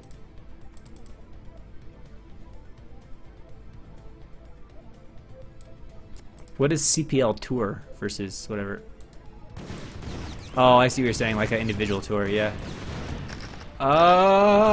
Mines, but tanks usually deal with them okay in large groups, so yeah. Oh, but we've got again the Vulture counterattack, and the SCV transfer is missed, and honestly DNH is more worried about microing elsewhere, as these Vultures basically just attack commanded into a well-defended natural. But again, it freaks Stardom out, and Stardom comes back across the map, so Stardom just cannot get across the map. DNH continuing to freak Stardom out, pulling him back out of position, or back into defensive position over and over again. So Stardom for the third time tries to move across the map, and it looks like third time might be the charm. Alright, tank there. That tank is dead.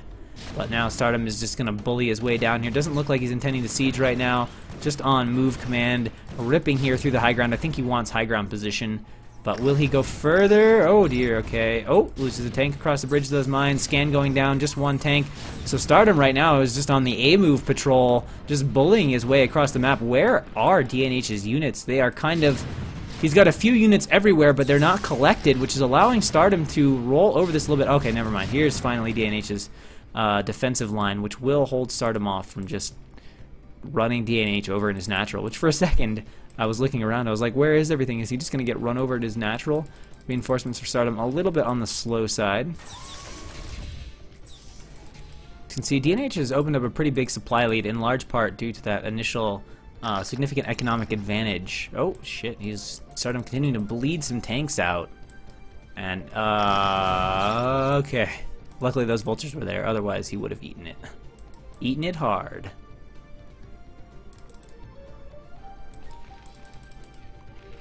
Science facility down. Armory, second armory? Yeah, second armory on the way for Stardom, who is not going, interestingly enough. Oh, it's because he doesn't have the science facility. Never mind. You need science. Oh, no, he's got it. I would honestly probably cancel. Well, it's halfway done. I wouldn't cancel it. But +2 attack is by far the most valuable upgrade in TVT, because when you hit +2 attack, you reach this magical point where your siege tanks will 2-shot other tanks in siege mode versus 3-shot, which obviously makes a huge difference in engagements.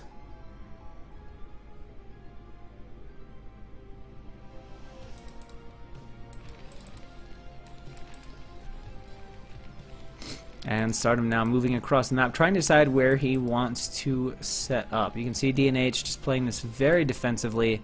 I mean, this is pretty safe. The only thing I don't like about this is he's basically giving Stardom free position on the map, saying that, hey, if you want to come and siege up anywhere, you are more than welcome to do it, and I am not going to try and stop you. But Stardom is not really setting anything up. He's kind of just hanging out. So now Stardom moves up onto this high ground pod, and DNH sending some vultures out to harass. Oh, this base is so vulnerable. Jesus. Like, if he just runs over, yeah, he can just run over there and, like, kill all the SUVs there. Alright, Stardom has slowly worked his way over to this high ground pod, but looks like he's a little uncertain right now where he wants to position his army. He comes back over here to clean up a few vultures of DNH. In fact, he's going to clean up all of these vultures of DNH. Having a little trouble with his vulture control, and now we're gonna have a little bit battle on the high ground, and DNH's army maybe is a little bit caught out here, but he gets up siege way faster than Stardom, who again is just going for the A move power. But I think DNH has enough tanks sieged up that he will at the very least trade okay with Stardom. Stardom will take the war, but man, Stardom lost a lot to kill that small group of tanks. Lost a lot, and is only left with 5 or 6 left over. We can see DNH has a ton of tanks, and look at the supply difference out of that. That did not go well for Stardom. For a moment, it looked like it was going to go amazing.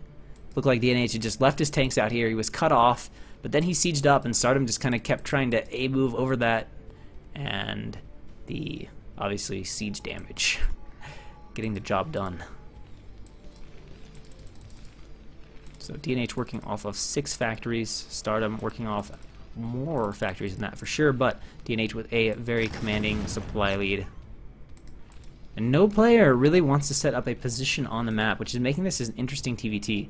It's feeling more like they're trying to play TVP or something like that. They're kind of walking around the map and they're just like having one-on-one fights with slightly more mobile armies. It's not your typical static, set up a position, control the map sort of TVT at the moment. And again, Stardom coming down onto the high ground. Are we going to have another big A-move battle? And again, DNH with this weirdly cut-off force of pure tank. Will Stardom try to bully it again? No, this time he's a little bit faster to siege up, but he doesn't have enough tanks to just run over this, and DNH is actually just going to retreat out of here, not feeling confident enough to engage this particular battle. So now Stardom, for the first time, will gain control of this high ground pod, but... and then he just goes and sieges on the low ground. Alright, I guess he wants to work his way down here to DNH's third. Sieging up, definitely going to roll over the last of these tanks, but DNH has plenty of tanks back at his natural and a shit ton of dropships if he ever decides he wants to use them. And, Stardom again just getting way too aggressive. Oh my god, holy mine. I mean, he might get up here, but it's like with one tank. He keeps throwing his entire army into these positions. And I'm sorry, like when those dropships come out, there we go, this will be cleaned up. And I mean, DNH has a lot of fucking tanks and a lot of fucking dropships, and Stardom does not have a lot of fucking dropships, and he doesn't have any race. So yeah, DNH is about to have a huge mobility advantage here in a sec. These dropships literally have not been used. Beautiful, beautiful array of newly minted, unused dropships that have been collecting dust for like 4 or 5 StarCraft minutes.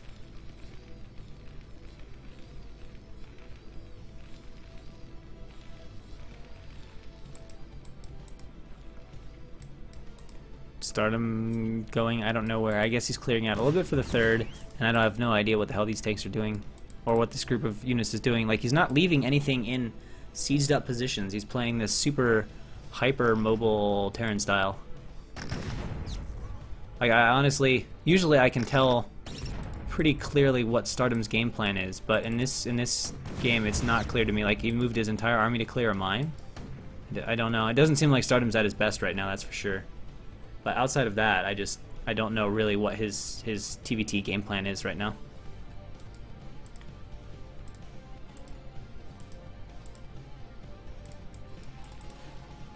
Also, this Nightbot thing is kind of funny to watch. Like, I put it on just so people could control music, but apparently it also deletes messages and shit, but I have no idea how that works. So at some point, oh, Stardom's gonna see the dropship, so, but I was gonna say at some point I need to figure out how that works. Alright. So dropships are headed, and Stardom is immediately headed to his main to try to defend this, and he will get back in position. I don't think DNH should drop here. Maybe he can drop all the way up here, but there's nothing up here worth dropping. Oh shit. Okay. He does get the drop off. That is a lot of tanks. There's a lot of tanks sieged up. He is over the factories. Can Stardom clean it up? Tanks going down, firing off a ton of shots. Let's check the upgrades. 2. Okay, both have the 2 upgrades, so both are going to 2-shot each other. And Stardom is not doing the best job at this, running in tanks on just attack mode, and they are just all dying. And now finally we see the Vulture run through here, so Stardom is losing his 3rd, and I think Stardom is about to lose control of this game unless he pulls a serious rabbit out of the hat, because his army is just slowly trickling in here, unfortunately more or less suiciding to these tanks, as there's just too much action going on right now for Stardom to keep up with. Everything is dying. Look at this flood. These tanks for DNH are being utterly insane. Stardom honestly kind of melting down to that drop, and DNH takes the game.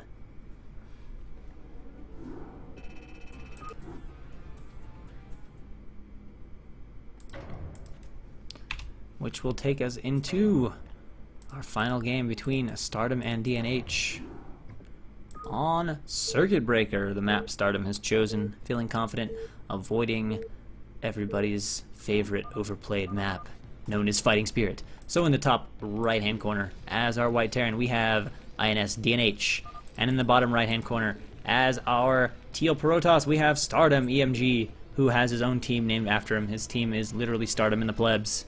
I don't know what kind of voodoo sorcery he pulled off, but he got his team to name themselves after him. He must have done something amazing. I have not heard tales of what that thing was, but let's face it, he's got a team named after him.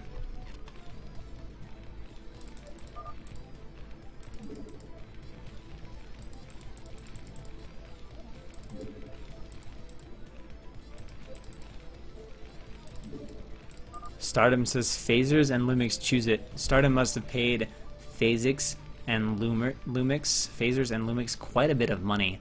I'm sure there were some major transactions going on in the background. Stardom probably paying out, like, you know, $1,000 in cash to both of them. Be like, guys, if you pay for this, I will totally give you a ton of money if you just name the team after me. Like, I will be your secret backer. Shockingly, both players are building depots. Almost equally as shocking, both players are building depots in places that make the SCVs spawn slightly closer to the minerals. Which means both of them, obviously, either that's blind dumb luck, or both of them have played enough Brood War to have picked up a few things along the way. They may not have picked up how to play like Flash yet, but not many people have, so I can't fault them for that.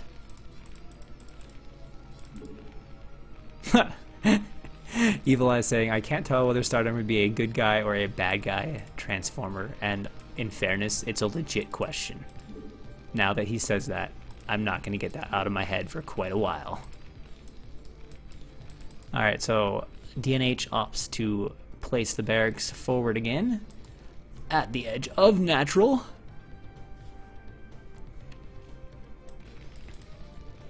And Stardom opts to build the barracks in his own base.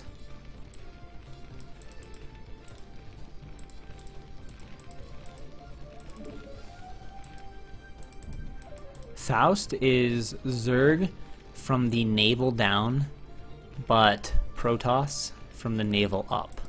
It's a little bit weird. It's a little bit weird. Alright, Stardom goes down for Command Center, is what I almost said. Command Center goes down for Stardom. Appears to be positioned correctly, although for some reason, I think because of the way the minerals arc, it always feels wrong. I look at it and I think, no, I fucking place it too low. Because I feel like, I feel like the minerals should be at the bottom of it, and I always want the CC to be like in here, and then I'm like, no, that's okay. That's okay. Don't panic. Calm down. So DNH surprisingly making almost a wall-y thing. You don't usually see walls in TVT. Not this really is a wall. But you just don't see walling in TVT because honestly if someone makes a few siege tanks and walks up to your front door, you just lose the wall and it's just a waste of buildings. And you don't really need to wall anything to defend.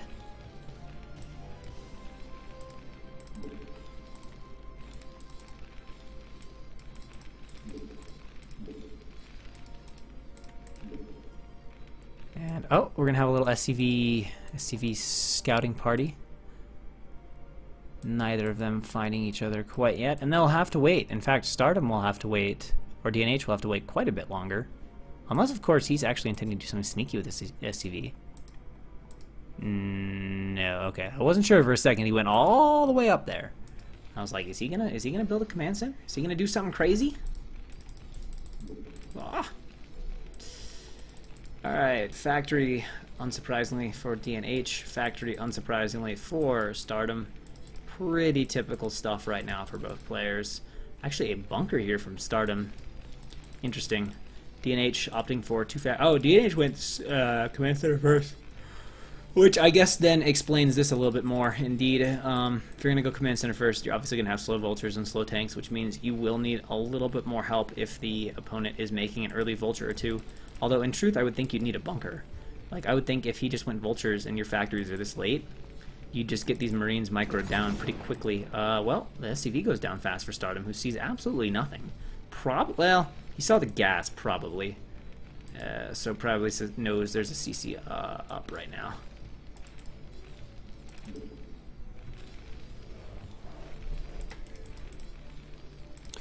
Factory's just about done for Stardom as well, and Stardom going into a pretty quick armory here. Now, if he can stay on top of his upgrades, that would give him a pretty fast +2, which would be interesting to see play out if the game goes long.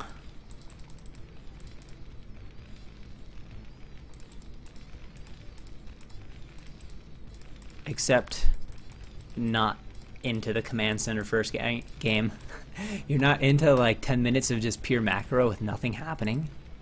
That isn't the most exciting game. Actually, the worst kind of games are the kind of games that go into crazy macro games, where, like, you know, I don't know, let's say it's PvT, whatever, right? Where, like, both players play super macro heavy. You know, Protoss takes, like, three necks off of, like, one gate, and then Terran, you know, like, mine doubles, and they build up a huge army, and then it just ends super fast because one side takes, like, a horrible engagement. So you spent, like, 15 minutes of watching just macro for this hopelessly one-sided engagement, and you're just like, oh my god, this game was kind of building up like it could go into a cool macro game, and then this happened. Those are probably the games that make me cry inside the most. Alright, so obviously upgrade started pretty fast for Stardom. Academy on the way. Academy done for DNH, so DNH can have a little bit faster scouting information. Does have that starport up, making some vultures, getting mines.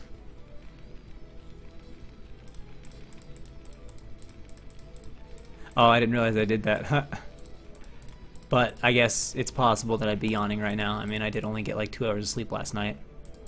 And even with my caffeine, so I wasn't completely falling asleep all the time during the cast, which is a real issue. It's possible that I still yawn. Yes, I wouldn't doubt it. By the way, welcome Except. It's been quite a while, but I'm pretty darn sure you definitely wrote a streaming guide, right? Like, I'm not going crazy, because I want to say for sure it was like one of your guides that like initially taught me how to set up my stream back in the days when we were all sort of learning how to stream and use like FMLE and all that shit, like Adobe and whatever.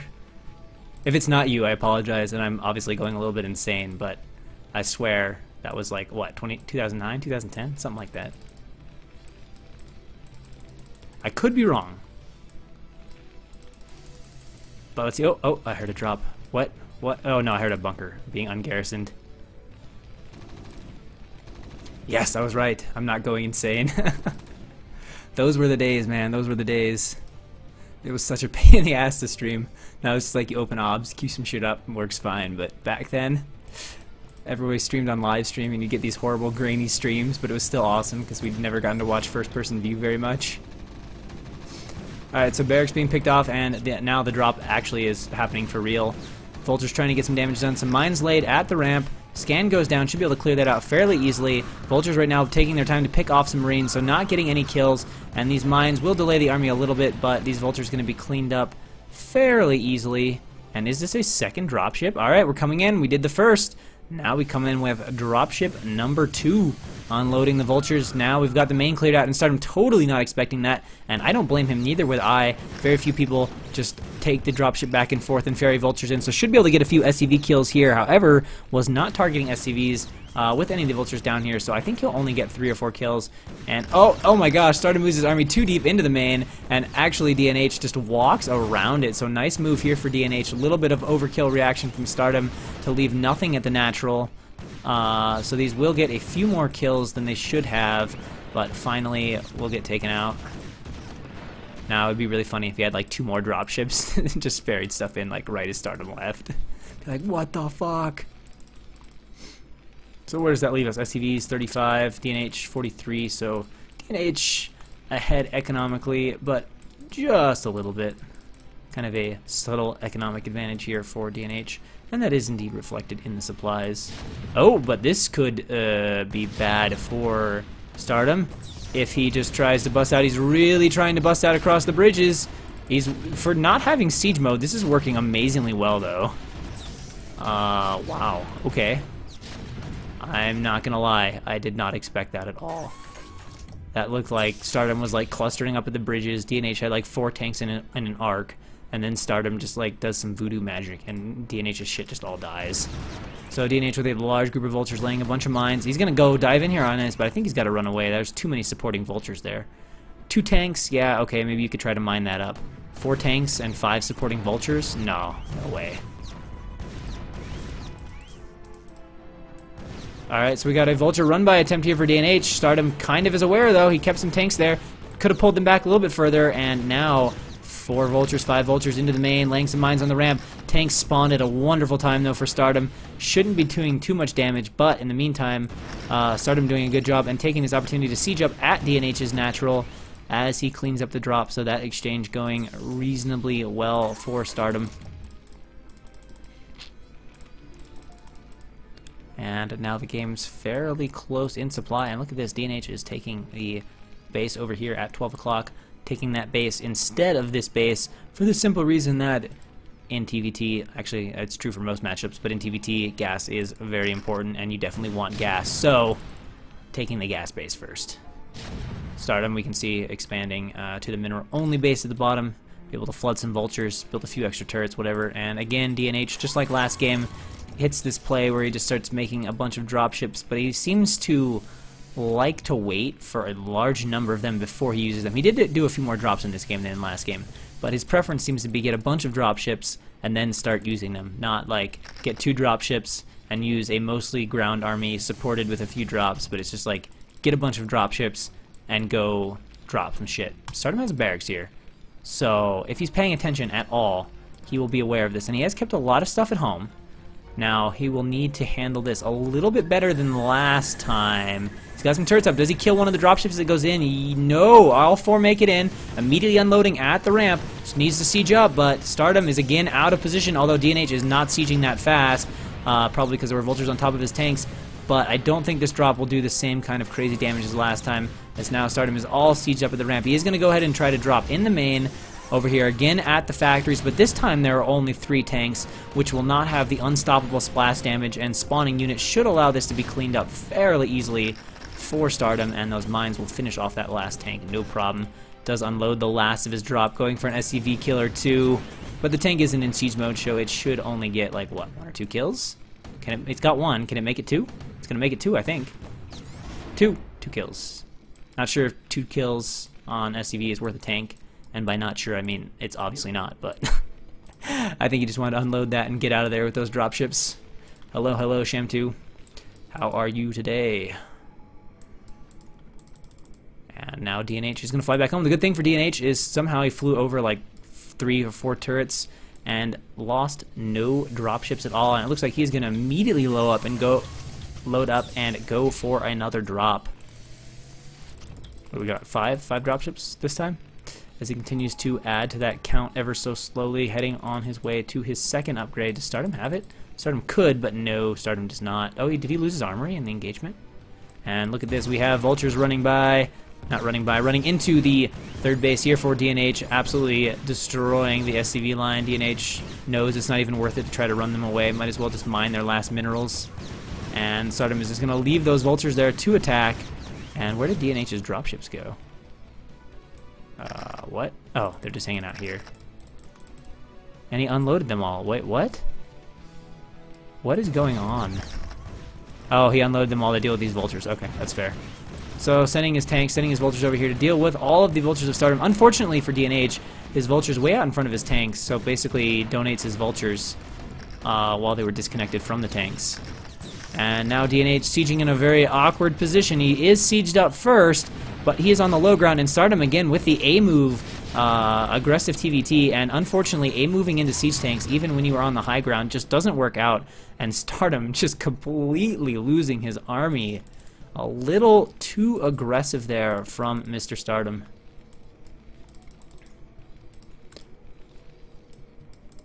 And DNH holds, and guess what DNH is still able to mine from this base.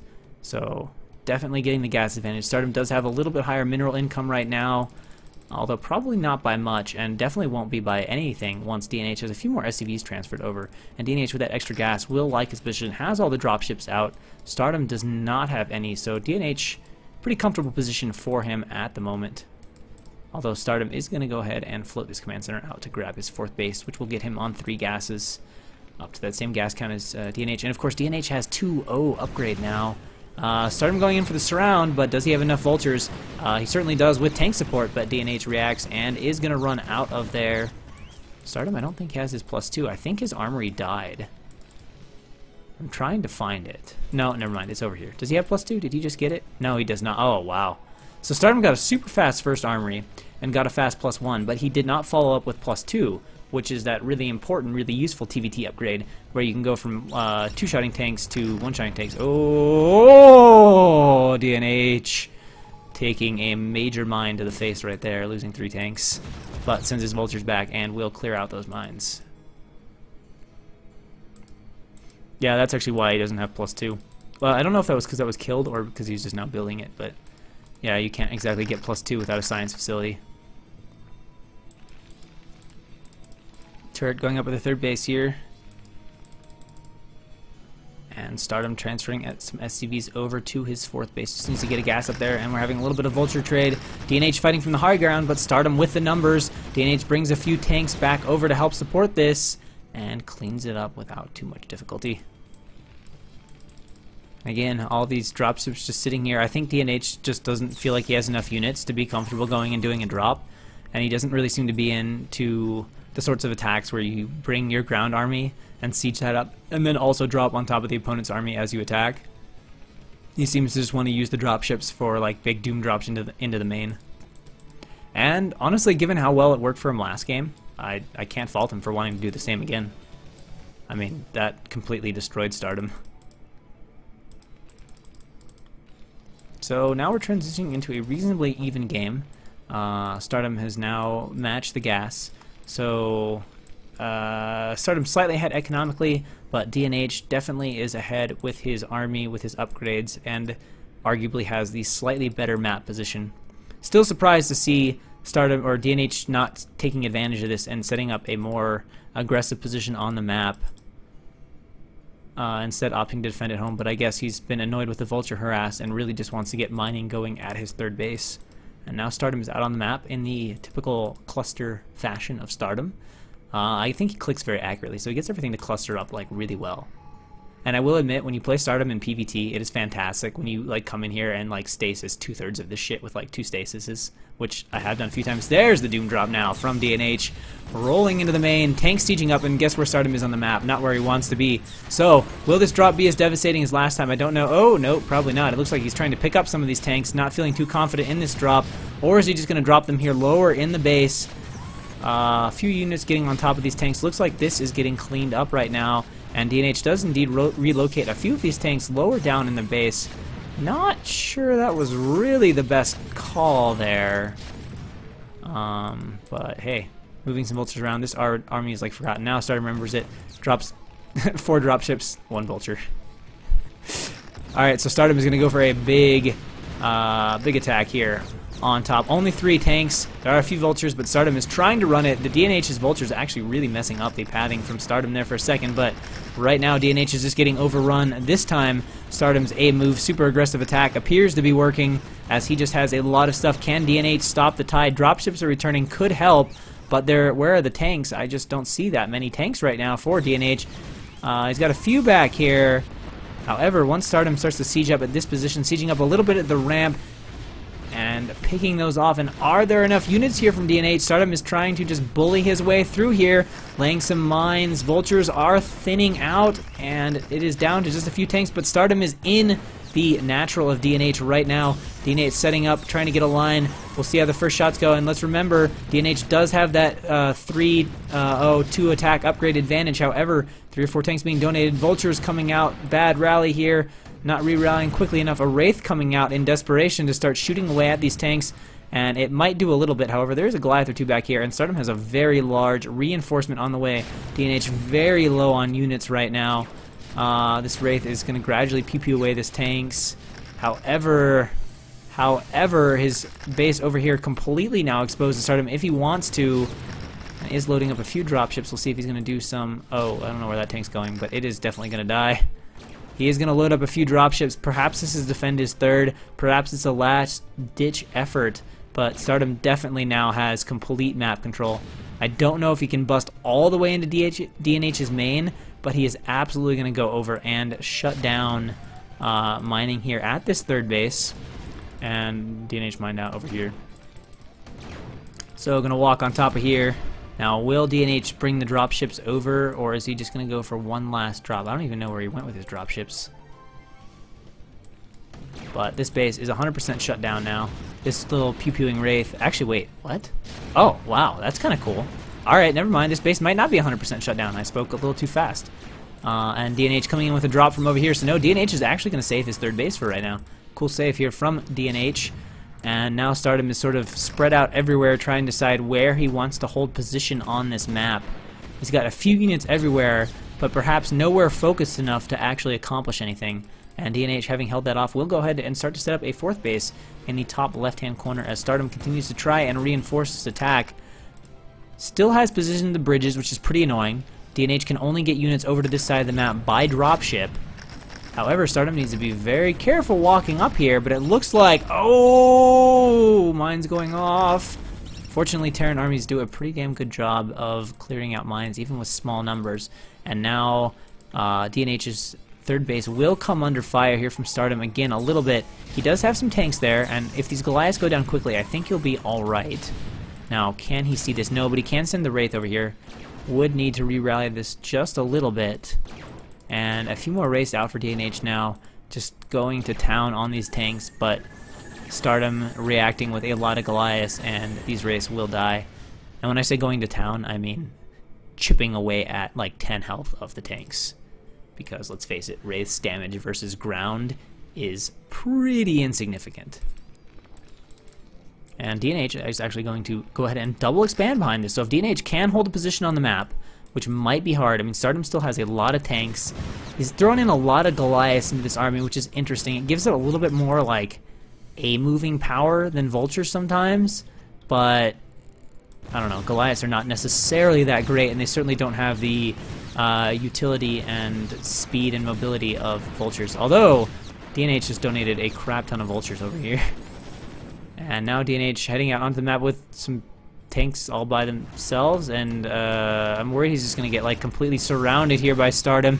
Now Vultures are faster, so perhaps he'll just kite back and pick off the Vultures and take little damage, but he's definitely being forced to run back this way, and will be okay. However, oh, nice use of the dropships though, and suddenly DNH has position. He's sieging up. He's got the bridges. I don't think Stardom can just walk across this. No mines, but with 3 or 4 tanks there at the bridges, that ought to be enough. Perhaps he should go back to ferry a little bit more over. Stardom is going to try to muscle it down, and maybe now there are enough units for Stardom. There are just 2 tanks left, and Stardom does have his second upgrade as well now, and it looks like he is going to muscle this down. Now takes the time to shoot at a dropship. Mine almost goes off, but doesn't, and Stardom does clean this up. Can DNH get units across the map fast enough? It doesn't look like it. This command center will for sure die, and this one is definitely in danger, trying to get these SCVs out of the way. And this is a pretty important moment for DNH, because as this goes on, Stardom is just happily mining from both of these bases down here. If DNH can stabilize here, he can stay in this game, but honestly, I think if he cannot stabilize, it is going to start to tilt a little bit into Stardom's favor. And it looks like he's not even going to try, so big win for Stardom here. maybe not the most efficient attack, but was able to just bully his way across, and now in a very comfortable position with the mining. And of course, with that second attack upgrade done, Stardom much happier with his upgrades, not playing from such a big upgrade disadvantage in the major fights. So DNA, okay, Race is clearing out the barracks. Thought about dropping with all of these dropships, but he turned around. I don't know if he just scanned something of the natural or what it was that prompted that, but definitely turned it around. And Stardom will see this if he's paying attention at all, which it looks like he is because he's actively controlling his army, so he's probably seeing this. And now he's just going to try to reposition himself. So this will be a... I kind of feel like this is going to be a last-ditch effort here from DNH to deny this base. But Stardom ought to be able to get into position. DNH dropping back here. Tanks going, sieging up. And can Stardom deal with this efficiently? It's a very nice setup here for DNH, particularly for Stardom from this direction. Definitely going to clear this base out for the moment, but will Stardom have the units and the control to get over here, take this out, and quickly reestablish mining at his fourth base? That is the question we are watching. Because right now, this is arguably slightly better economically for DNH in these moments, but if Stardom gets over here and cleans this up quickly, then obviously he goes back to being totally fine economically. And these tanks are apparently not going to defend. Interesting decision here from Stardom. He is going to leave his fourth base completely shut down. Which may, unless he's going to bring everything back, but I don't know why you would send these 4 tanks this way. Oh, he's made a battlecruiser. Okay. Okay. That was unexpected. He's making 2 battlecruisers. I guess he's just going to leave this here till he gets 2 battlecruisers out and just rolls over the Goliaths. And then maybe he's going to go straight up here and hit DNH's third base. I could see that working out tactically. That dropship just dies. But the army size for both players appears similar. And he's trying to use the battlecruiser to bait out the Goliaths, and he's doing an okay job of it in all honesty.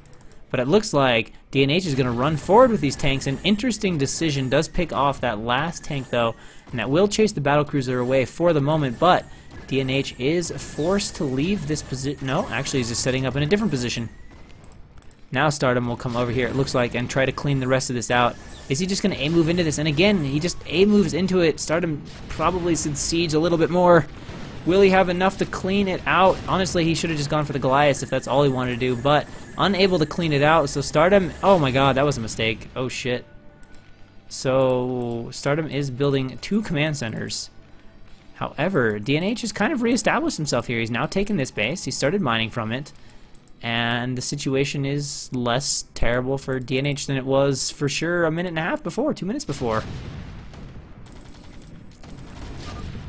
A few tanks going down, and this flank here from Stardom will finally clean up these tanks here from DNH.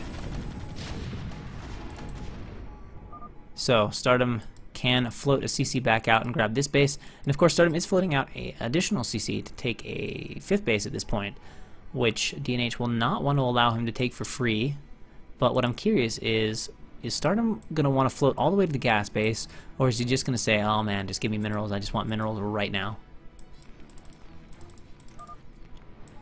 Alright, we have the next drop from DNH. There's a lot of Goliaths though. Can they get some kills? 1 dropship. Now where's he going to drop? Up here on this high ground pod? Or where's he going to go? How's he going to play this? Stardom is walking around chasing this. Uncertain as of yet how DNH wants to use these dropships. I guess it's just a flyby for the moment. Alright, Stardom does want another gas base, and I think DNH is going to try to use this to deny this gas base once he understands what Stardom's game plan is. And honestly, if he drops on the high ground, it would be really annoying for Stardom. I hope he... okay, he's gonna run away for right now. A little too scared of these 3 battlecruisers and all those Goliaths in there. Does not want to just donate his dropships.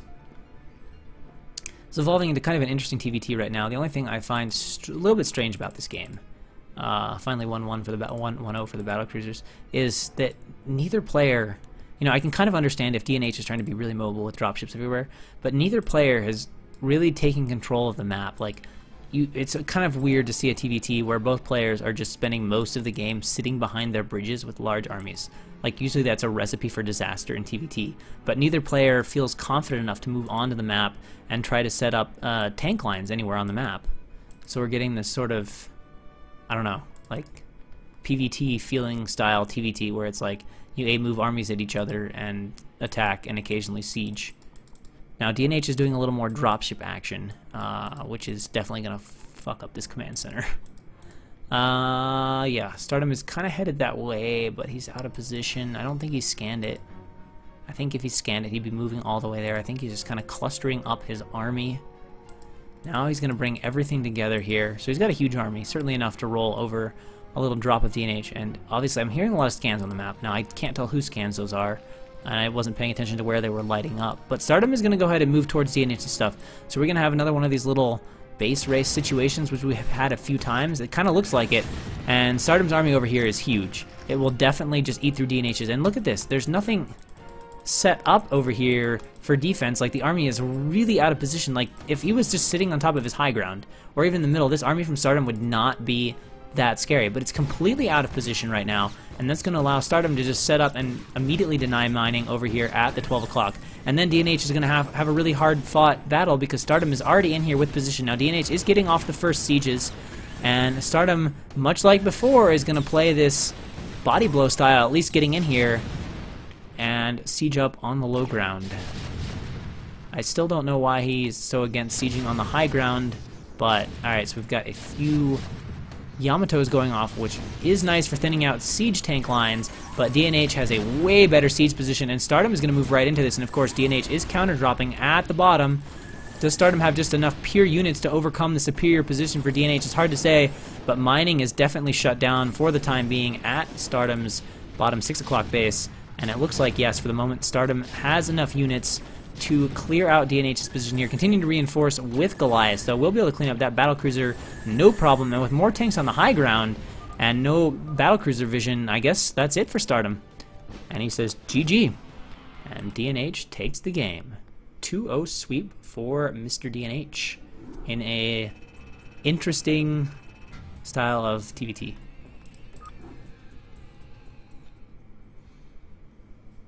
And I believe that was our last game for today. We would have had more, however, week 5, which is what I was casting, had, I believe it was 2 walkovers in one series and 1 walkover in the other series. So, yeah, that's, I think, all we have for today. Not as many games. I will be casting week 6 stuff. I'm hoping to cast that tomorrow, because yeah, I have time and I can't do anything else because I got crashed on my bike a few days ago and my shoulders separated and it is kind of shitty. So I figured, hey, we'll cast some StarCraft and we'll have some fun. And it's a little bit frustrating. Like, I think I'm going to try to play tomorrow, but it's uncomfortable to get up to the keyboard because lifting my hand up the level to get to the keyboard is just enough to make it uncomfortable.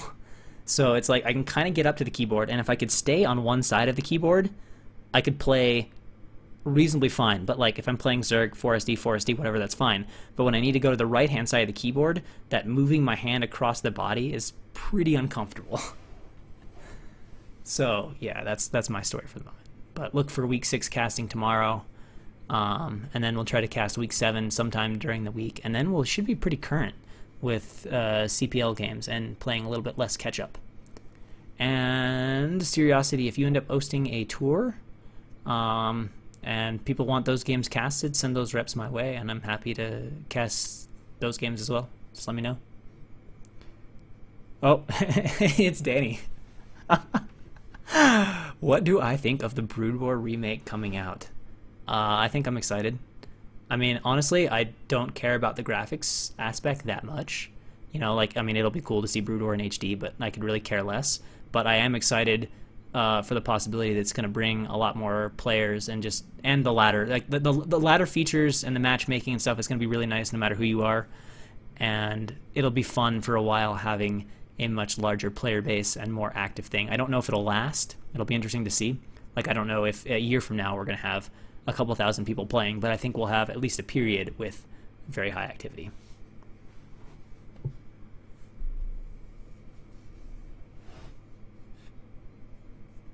Yeah, well, you know me pretty well. You've probably heard me say similar things before just from talking to you. So yeah, thanks for watching, everybody, and I will see you all tomorrow.